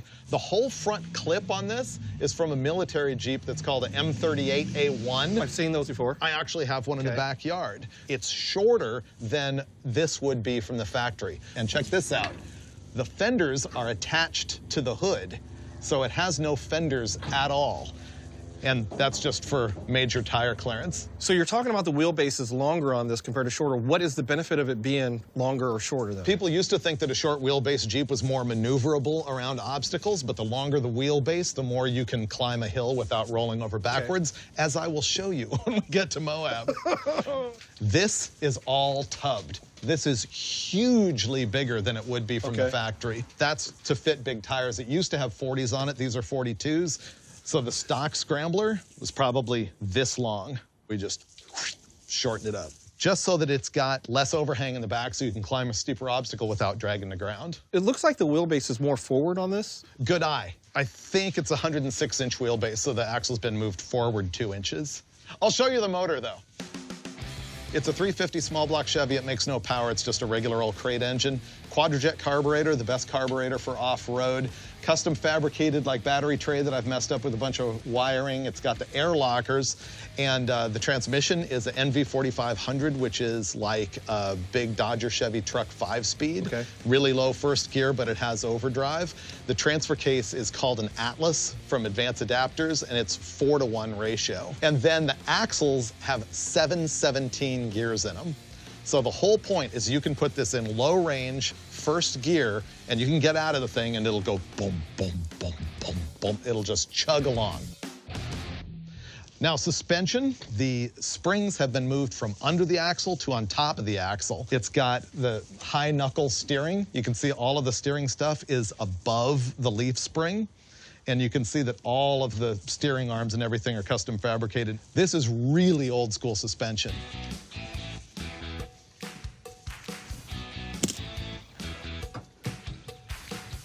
You ready for starting? We got neutral, and I set the choke. It'll crank for like 30 seconds, getting fuel up there, then it'll fire immediately. Getting fuel. Here it comes. Yes, without touching the pedal. Oil pressure means it has oil. Get some air out of that system. Yeah, we need to replace that whole rubber line. Yeah. She's leaking already. All right, I'm super impressed with me right now because I'm gonna check the diff fluid and probably even the transmission and the transfer case. It's a 717 ratio, which is really, really low. That means there's like, 2 teeth on the pinion gear, which means it spins a lot. I'm glad I checked that because I am going to have to goop that. All right, I want to clean this out and load trail gear. We're doing all this to be able to get to that box, which has good stuff in it. Aluminum foil, invaluable on the trail. Why? Because you wrap your burrito in it and warm it on the intake manifold, duh. If this is the axle stub, that means we can break stuff. It is, yes. Okay, so here's the deal. Freiburger's got the fluids and everything taken care of, and the axles themselves and the rear ends, or whatever you want to call these things in the front that are huge, I'm going ahead and changing the rubber hoses on it because they do go bad and they're breaking. So we're going to change the filter, rubber line, and this thing should be good. The transfer case has a sight tube in it, but it's old enough. It's got cruddy. Trying to wipe it off so I can see the level. I cannot tell. So the transfer case is low. What it is the sight tube that's in there, it's clear. It's a pain in the butt to get to. So it's a two-person deal that he's figured out that if I take this rubber hose, he holds it onto the end, and I give a little squirt, squirt, it fills it. It's so tight in there, there's no way that it can actually get anything in it. Ready? Yep. All right, stop there. I think it's going to be good. Let me see it find its level. It's coming down a little. You know, once you shoot it, it fills the tube, right, but then it runs out in the gears and stuff and goes down. One more time? One more time will be good. Yep. All right, hang with it there. Okay. You got it? You got that? Yes, sir. All right. I just installed this new weenie-looking air filter that probably looks better than my old one. Cotton is working on fixing the fuel filter in the back. Going all over the place. On the bottom down there. Really? Yeah, down on the bottom. Here's what we're dealing with. We're trying to put gas in the tank, and it's pouring straight on the ground. The hose that goes from the filler to the side of the tank is just dumping gas, and it'll probably continue to because the gas will splash up there, and if we overfill it, it'll just dump forever. The problem we found out is the fuel neck itself is junk. Remember the rubber? Junk. So what we ended up doing is going to get a new one, which I'm going to cut it down, put it in, then we can put fuel back in this, and then see what happens. Because it wasn't working. And I don't know if it's got gas in it anyways, because the Roadkill ways, they don't put gas in.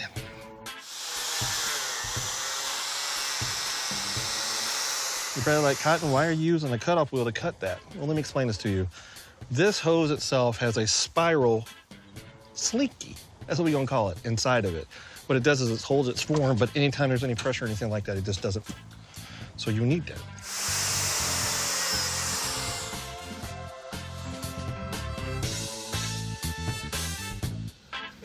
Let them know right away if it's leaking. Nothing? Nothing. Hi, diggity. Good work. Thank you for doing that. All right, ready to start it and see what happens? Yeah.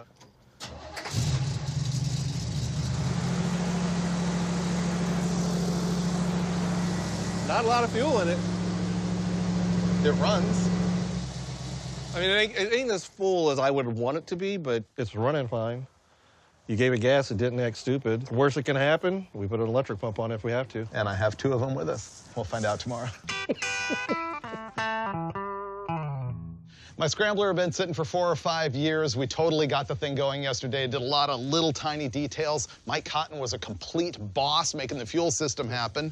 Oh, you did everything else, though. But it was a good day. And now is the time we actually have to leave the house and hope that we can drive, I don't know, 700 miles or something to Moab, Utah to 4-wheel this thing. This is going to be awesome. Yeah, and this is going to be his first experience in the Jeep.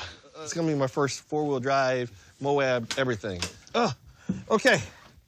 This thing's too high, first of all. Oh, no, it's perfect. Will it run this morning?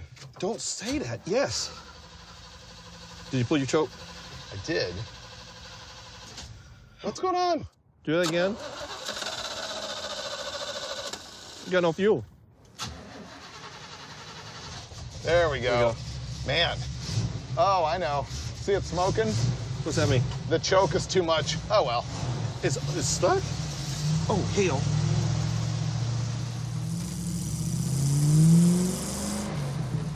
And we're off. What?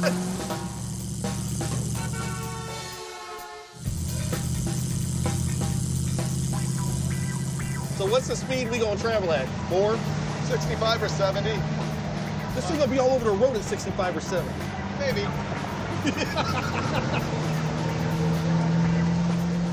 You know what actually is most impressing me right now? Is that the tires feel round. Sitting for like 4 years like that? Well, maybe we're sitting so high that we're not supposed to feel the... Look at the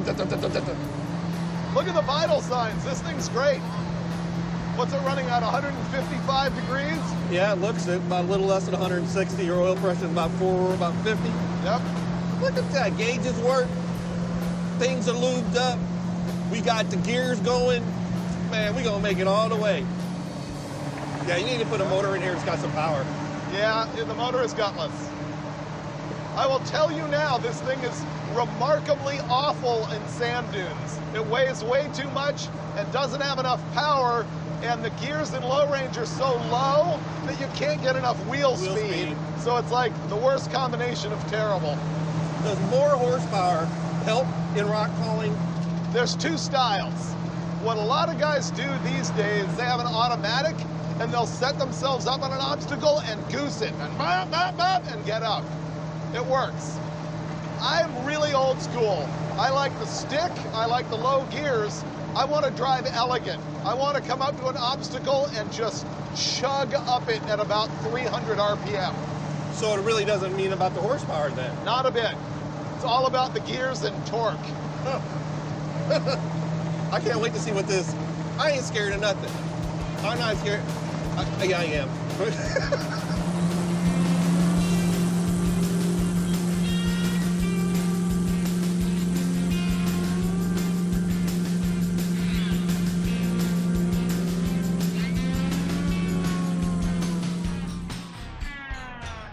We're about 200-ish miles from home, and we pulled over here because look at that traffic jam. The 15 freeway is stopped. As soon as we pulled over here, the Jeep wouldn't crank again, like the battery was dead. And we've also been having a problem where it idles terrible. Man, this thing used to fire up instantly.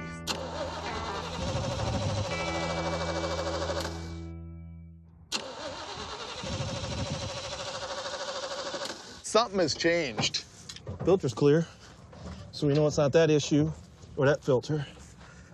We'll just change these plugs. So we've checked the filters. Now we're gonna go straight into changing and checking a plug.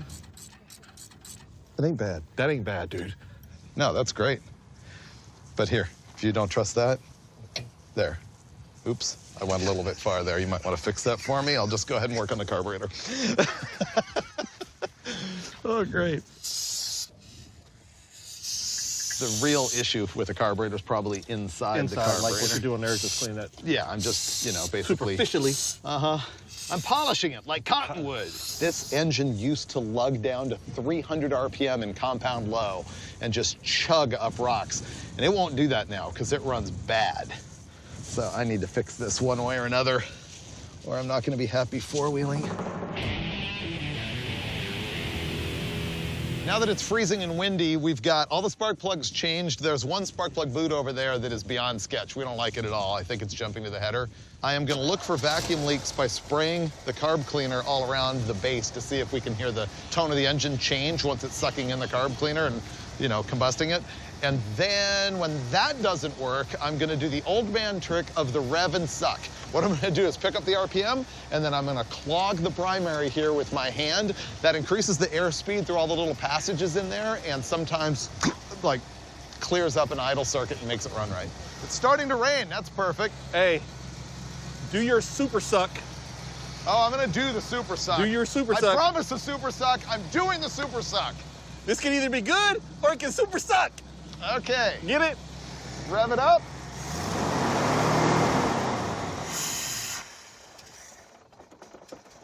So you just choked it, and you think that everything just came through and went through.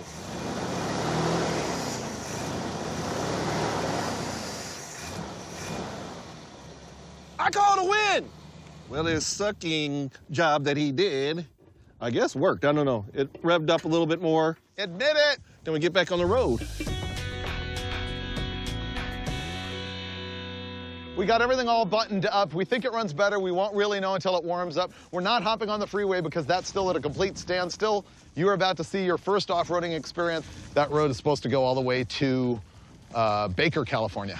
Baker, California. Yeah. So we're going Froden. It's cold, I'm getting man. wet, Cotton. Let's go. We're going off-roading. Ready for it to run perfectly? Always. Yes. You sure this is a road, bro? Yeah. See, this is what it's supposed to do. See how I'm dragging the brakes and it's just lugging down? Yeah. Oh. That's perfect? That is fixed, baby. That's how it's supposed to be? Yeah. All right. The old man suck works every time. I was impressed. I never would have done nothing like that. I just probably cleaned it out, but This dirt road should go all the way to Baker, California and avoid all that traffic. Look at those poor jumps.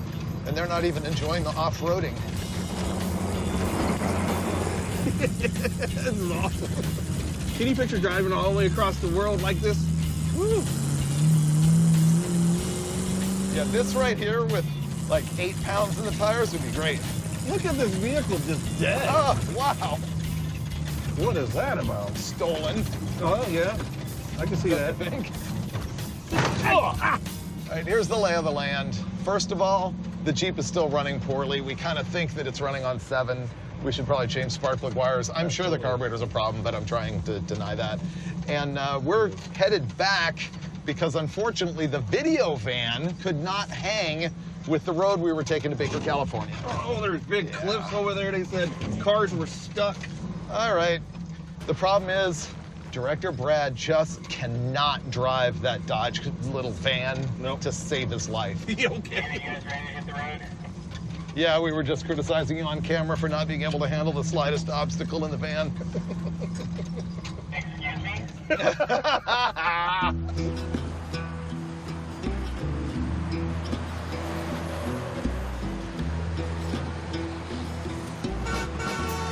4.5 hours to go 20 miles because at 5:30 a.m. a truckload of lithium batteries had spilled and they couldn't clean it up in 20 hours or something like that. We got in at 4:30 in the morning. It was really bad. We did try to go a little off-roading, but that didn't quite work out. Nah, did not. But the cool thing is, you know how we've been battling this thing running poorly the whole time?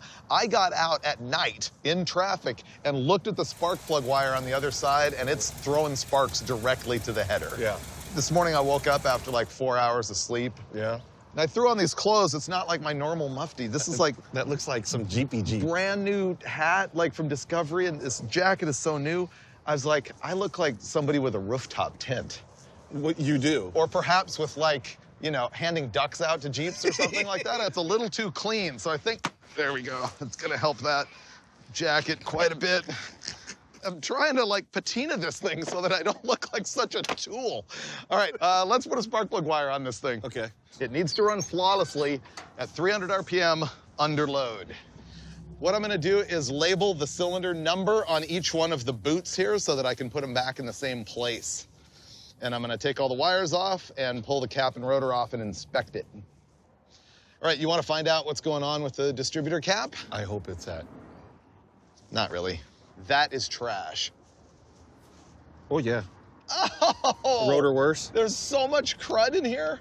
You know what the problem is with the Jeep? Is that this fills up when it's raining and goes right to the distributor cap, and they always corrode. At this point, you can go, will we ever fix it? It might not happen in time. We might not ever make it to the trail, but we're gonna find out. Oh, dude, how does it even run? Okay, we can clean this up. Can you put it in neutral and just bump it? Okay. Go. Stop. The thing I'm cleaning here is called the reluctor wheel, and it's part of the distributor of an electronic ignition. It is a star with 8 points on it, 1 for each cylinder, and this item over here that's blue is called the magnetic pickup. And basically, as the star has a tooth past the magnet, it creates a sine wave that then tells the computer box or the MSD box to actually send a spark out to the cylinder. It's just the trigger instead of ignition points. So we do have the new parts to fix this, but to be honest, this isn't broke, it's just dirty. I'd rather field repair this thing than anything. So we've done clean up the rotor, the cap, and everything. He's gonna hit it. Let's hopefully it runs good. I'm not even getting in, I'm not even touching the gas. I'm finding neutral and firing it up.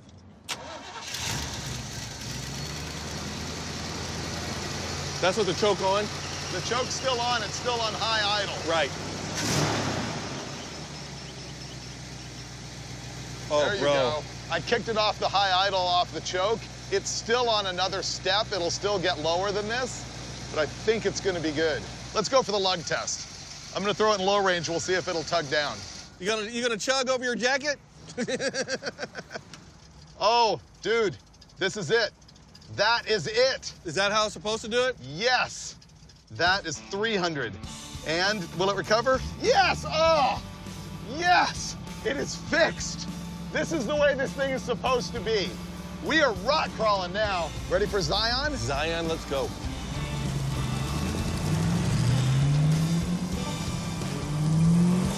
Oh, dude.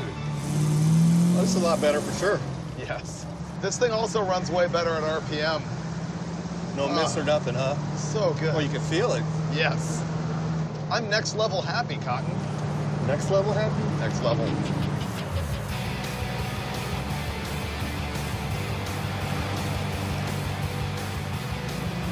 So how long has this Easter Jeep Safari been going on? Oh, that's a good question. This is like year 56 or 7. Really? Something like that. The way it works is they have a number of runs on different trails every day for the days leading up to Easter, and they do a bunch of individual trail runs like what we're gonna go on that are sort of private invitationals. Okay. We just went through Virgin, Utah. We crossed the Virgin River, and we're going to the, I think, Grafton Ghost Town. Ghost? Woo! You sure we're going? This sort of looks like we're in somebody's house. This is the guy I think is where the Land Speed Racer used to live. Pretty sure. Do you see? Yep. Yeah. See it? See the streamliner right there? Yeah, I see it. Yep. That's him right there. What you're about to see here is what I think is the greatest thing about going on road trips is you never know what to expect, and it's always going to be great if you get off the beaten path. Cotton and I were taking this road to go see a little bit of a ghost town, and I remembered being here a long time ago and seeing something on the side of the road that I confirmed right here today. This is the shop and home of Vesco Racing. This is the Turbinator Streamliner, which is the fastest wheel-driven car on Earth. 503 miles an hour at the Bonneville Salt Flats. And to give you some context, I was the editor of Hot Rod Magazine for like a dozen years plus and very involved in Bonneville racing. And what you're seeing here is the very, very peak of Bonneville racing. The fastest car that's ever run there, the fastest car without thrust on Earth, and just a treasure trove of like memorabilia. So this is the car, this is the man. This is Rick Vesco, and he and his brother Don have been racing for how long? Forever. And they were involved in all kinds of racing. They've got timing tags over here from Willow Springs on motorcycles, drag racing, I guess a little street racing, but the big deal has been Bonneville. Here's an interesting thing about top speed racing. If a vehicle is at terminal velocity, it takes 8 times the horsepower to double the speed. So aerodynamics are infinitely more important than the power itself, and the faster you go, the more power gain you need to pick up just a little bit of speed. It's terrible. It's terrible. It's a combination of aerodynamics and small tires, but small tires don't get traction like the bigger tires, Right. so that's why we build a four-wheel drive. How does that work? I mean, well, right here, there's a differential, just a right-angle drive gearbox and 1-to-1 ring and pinion. Got 17-inch tread width here, but 12 in the back. The drivetrain is transferred, the power transfers over to that differential with a big 6-inch wide Gates belt, just like a supercharger belt. It's a 8mm metric. Right. Boy, they're tough. They are tough. We're running 5 times the torque that it's designed for. For. What's interesting, do you notice he said it's a 1-to-1 ring and pinion? Right. So there's no gear reduction at all there. So it's actually... These are turning about 7,500, the wheels. Which means if the engine's turning 16,000, he's got a reduction unit on it. When we got rid of the Chevys and kept getting on more and more power, we started twisting shafts off. So we dropped it to a 1.17 ratio. And it's still too high geared. Yeah. It's about a 560 gear if you add another mile or so. Right. Man, the ingenuity. Homegrown stuff, 500 miles an hour. Look, he's got a Hot Rod Magazine sticker right there. I sat there and I kept looking in it, and that's why I was like, I could never climb in it and look at life. Like, it's just so tight in here, like you're laying down. And he says he fits in. There ain't no way. There ain't no. Yeah. You don't really sit in the car, you wear it. You wear it, yeah. I ain't wearing this. This ain't no suit for me. When you start to look at time like that, Hours. you know. Oh, yeah. That's. I only run in the 200s, and what I tell people is that 200 miles an hour is a football field a second. But that ain't, he got you beat. By, yeah. Legit, that was amazing. Thank you so much. Thank you very much for coming. That's good. It was see all of you guys. Complete surprise to me, but 100% worth it. I'm sorry we got to take off so quick. Well, hope to see you on the salt. Onward, guys. Yep. Have fun. Be safe. Thank you. Don't tip over. I can't guarantee that. You don't expect to turn a corner here and see the fastest. No, it didn't really sink in. Yeah, it goes 500, and he goes, that's the fastest wheel car. And I'm like, what? You know, the fastest wheel-driven vehicle in the world. All right, we're still on the trail to Grafton. Wow, look at the view. Dude, you can look at pictures, you can watch TV, but I would never graft my lifetime on this, because I don't have any cars that'll go down this road. Everything I got's low, so... Or not running. I used to like...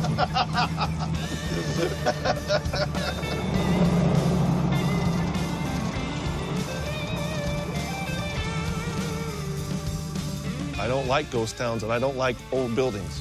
I love ghost towns and old buildings in history. I'm glad people are preserving this.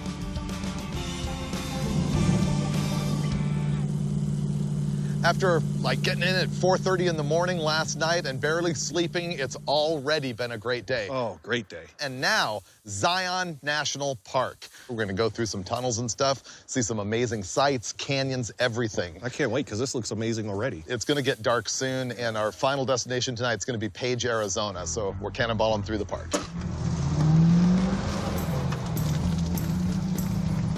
Oh, it feels good. This is awesome. So colorful. I love the tone of the red earth around here. So we're gonna go through, you said tunnels? Yep, there's one up there. The tunnels are in that cliff wall right there. What? And then there are observation windows cut through the cliff wall in the tunnel.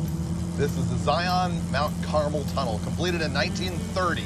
There you go, 1 mile. See, no stopping in tunnel. Isn't it great? Wow. There ain't no lights in this thing, is Wow. Maybe I can go for the high beams. there? What? Whoa. I'm blinding that for us. This is crazy. Isn't it? So here's the window right here that I was showing you. See that? That's amazing. That's it. Wow. Yeah. Wow. You know, it might be a 4x4, it might be like a sightseeing trip, it might be Mike Cott instead of Mike Finnegan. I might be too Natalie dressed, but it is still a roadkill, and you can tell by the fact that this garbage keeps breaking down. Yes. He's freezing to death. It's cold. We were touring Zion here, and I looked down at the floorboards, and I'm like, there's a new wet spot there. It's a clutch master cylinder puking on the inside of the firewall. Yep. It's going past the seal and the piston. It's eventually gonna pump all the fluid onto the floorboards. And we're in the middle of Zion National Park, so we're not fixing that anytime soon. So I'm gonna be driving it clutchlessly as much as I can. We're gonna get out of here. Yeah. We're gonna go to Page, Arizona tonight. Yeah. He's gonna get a nice warm room. Yeah. I'm gonna try and minimize using the clutch pedal so I don't pump all the fluid out. Here's something that you really wanna be able to do if you've got a manual transmission rock crawler, and that is start it in gear while you're on an obstacle so that you're not stepping on the clutch and rolling backwards. I'm not in low range, but I am in first. Let's see if the starter has the power to crank, move the vehicle, and start the engine at the same time. Here we go. Yes. It worked! Yes.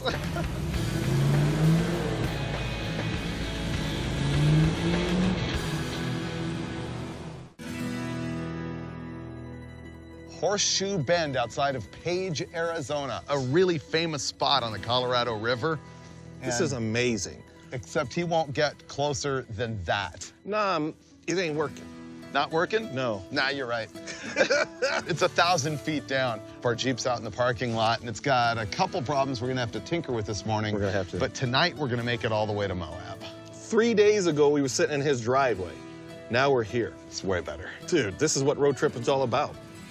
And now Jeeping, or at least Jeep fixing. First of all, I'm very perfectionistic about the idle situation. Yep. And now it's smooth, but it sort of picks its RPM, so I have to fix that. And I also pointed out when we were in Zion that the clutch master cylinder is puking inside. We searched this whole area and could not find a new one, so I called our friend Dave Chappelle. He's like, yeah, I've been up 20 hours, I'm in Montana somewhere. So I'm gonna just need you to go ahead and stop in Salt Lake City for me and pick up a master cylinder. And did he? So he did.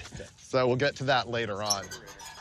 How do you feel about putting on one new spark plug wire to solve the one that you taped? I think that that's not going to do anything because I put so many, electrical tape on it and they're still arcing through, but we do have that whole other set of wires, so.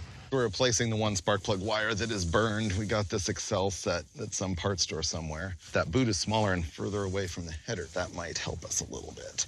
All right, with that, I'm gonna move on to carburetor fooling.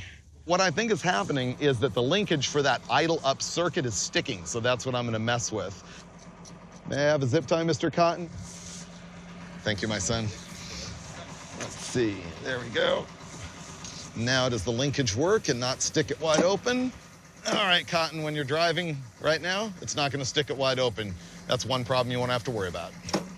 So technically, it shouldn't rev high, it should still be cold start.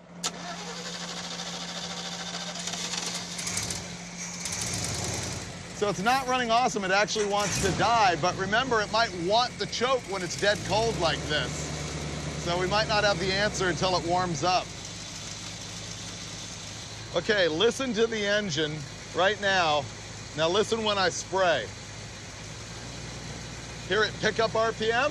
I'm spraying directly at the throttle shaft. The throttle shaft bushing or seal is bad. Yeah. That's what our whole problem is. For sure. All right, well, nothing I'm gonna do about that. Well, we found a problem. It might not be the problem. So now, Cotton's gonna drive out of here and we're Moab bound. Did I get in like a Jeeper? You're failing test number 1. What do you mean I failed? I got in.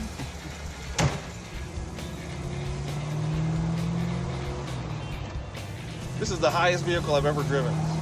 Get a good view. You're getting a view of everything. It's not a hot rod.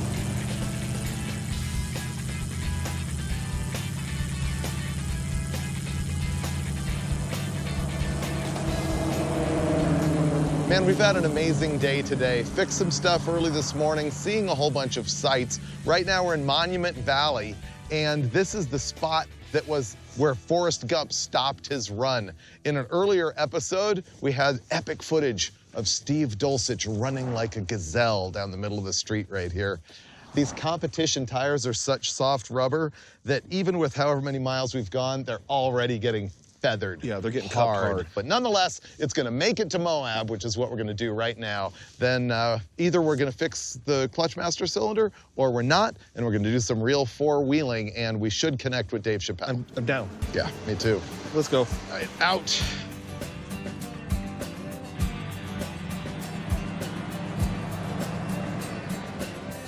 It's morning in Moab, Utah. We actually made it. We drove this thing like 550 plus miles. We are at the Easter Jeep Safari that's hosted by the Red Rock Four-Wheelers. It happens every single year.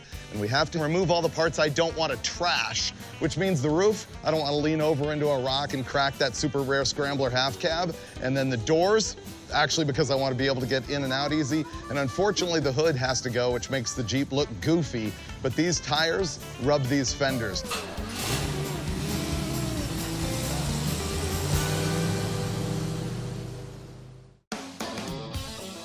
And now, with 100% more, Dave Chappelle. Yeah. Thanks for having me. Yeah, Dirthead Dave sort of connected us with the Real Truck trail ride this morning. And yeah, have no idea what's actually going to happen, but he's going to stick with us so that I don't get in trouble. You're cool and all, but your Jeep's cooler. It's way better. I was surprised how many people already were like, oh man, you brought the Scrambler out.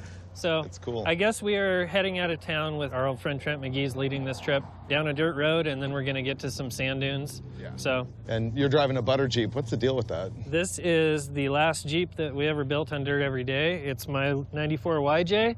This is probably the smallest, most unassuming thing out here. And we've got the 2 oldest Jeeps in town. Yeah. All right, I'm super stoked on it. And Cotton has never been four-wheeling ever. I jumped in this thing from the hotel and didn't have no doors, and I felt unsafe. Well, this is weird. It's like every time I'm around Cotton, I have to fix things.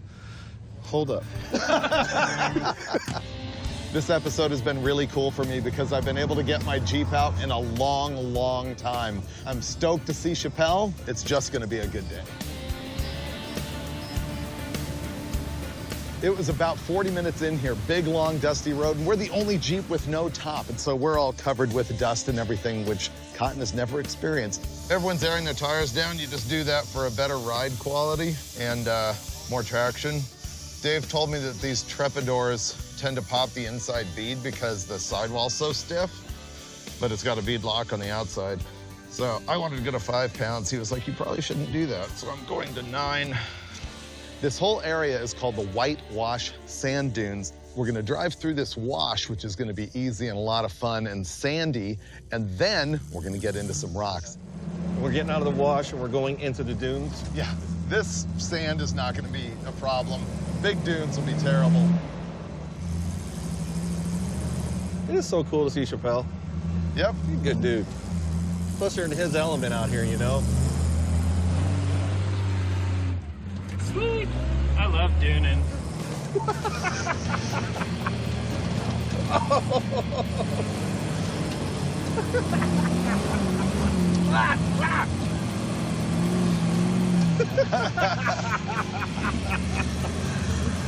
Oh, this was great. Here's your first time on Slick Rock right here. Okay. We're still in 2-wheel drive, and I've been doing fine on the dune. Have you never driven on a sand dune before? No, we don't Really? have them. We don't have sand dunes. Wow. It's So like, this is awesome. This is like crazy feeling to me.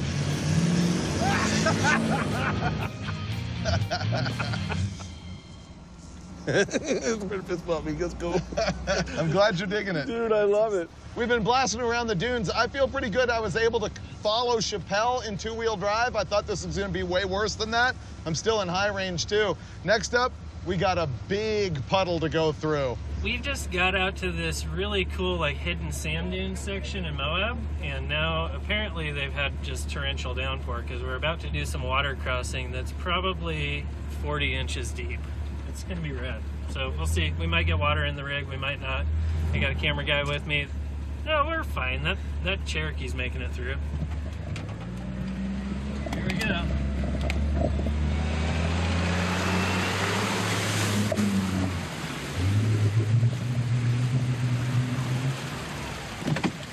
Locked it up. That's it for this Jeep. Yep, that was it. We're taking on. Dude, this is a lot of water. Look at him, he's stuck it. Hope not. I hydro-locked it. The Jeep's done. No way. Oh. We're gonna have to tow this thing out pretty quick. It's taking on a lot of water. Okay. So Chappelle went in before us and it stalled. It had to have, and hydro-locked it. So that means that the water is inside of it. So don't want to kill it any worse. We're gonna pull it out. And now we in this water, and we splitting water all over us. Yeah, the fan is in.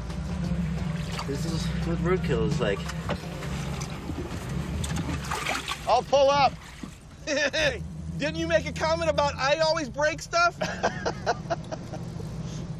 He's basically done for today. Yeah. See, we drove 7 hours just to help him out. I think I just roached the motor in this thing. Cotton to the rescue. Look at the water pouring out of the underside of Dave's Jeep. This is insane. So what we're gonna do is we're gonna give this a little love. He always says that I broke stuff, but he's breaking stuff because he's getting stuck out in the water. We're gonna pull all the plugs out. Right now we're having an issue with the plug wires, of course, because Dave bought junk plug wires. So we're gonna fix those, turn it over, hopefully get the water out of it, see if it didn't bend the rod because of the hydraulic in there. The water gets in there, goes so if it's broke, it's on him, not me. Okay, so we got 3 wet, 3 dry. Gosh, this is actually the first time I've swamped an engine. Really? Yeah. So crank it and see what comes out. Oh, water's gonna come out. Ready? Crank it. Ready? Crank it. Oh. Oh. It's done. That motor's junked. Oh, no. Sorry, Dave. Did you want me to drive across this just to show you how it works? Yeah, I'd love to see it. Okay. Why you gotta be that mean? His heart just broke. Man, this is deep.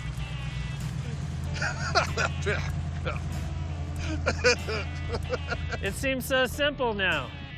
You just drive through and you don't suck water in the engine, I guess. Man, that water was all the way up to here. Yeah, it hit my air filter too, which is now garbage. Okay, Cotton. What? Real talk. Okay. We start to roll. Do not grab this. Don't you go up like or this? this. I got that, but why did you real talk me? Just anything can happen anywhere. Okay. That's awesome, dude. Okay, but what if we go down in here? What do you mean go down in there? We don't even... Uh-oh. I slipped off the line. Hey, man, What do I do? What do I do? I hope you don't keep playing. What do I do, Cotton? Freiburger, let it chug. Let it chug. Oh, hell. Oh, oh. How was that? That was not nice. There is not a path here. You're going up all that? Yeah. Man.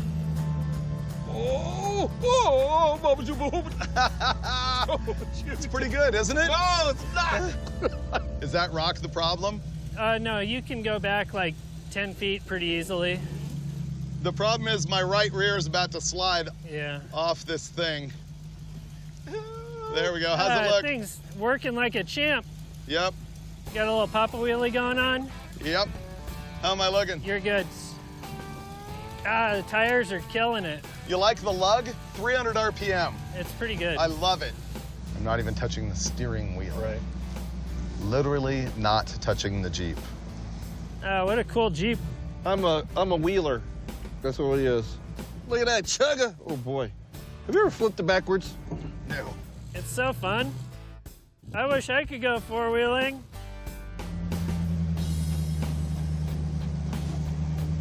Cotton, this is nothing like wheeling in the South. Really? This is almost nothing like wheeling. All right, Dave guided me through some pretty cool stuff. I had fun. Now Cotton needs to drive. Okay, you are perfectly aligned. Okay. He believes in me, and I hope you believe in me too. I'm gonna climb this wonderful rock. I'm a rock man. I do not like this. It's creeping along. Come on, creeper. Come on, baby. Come on. I'm leaning forward. I'm leaning forward. Don't you flip. Look at this. Look at this. Come on, baby. Come on, baby. Chug a chug. I climbing a mountain. Congratulations, Cotton. You can navigate a speed bump in a supermarket parking lot.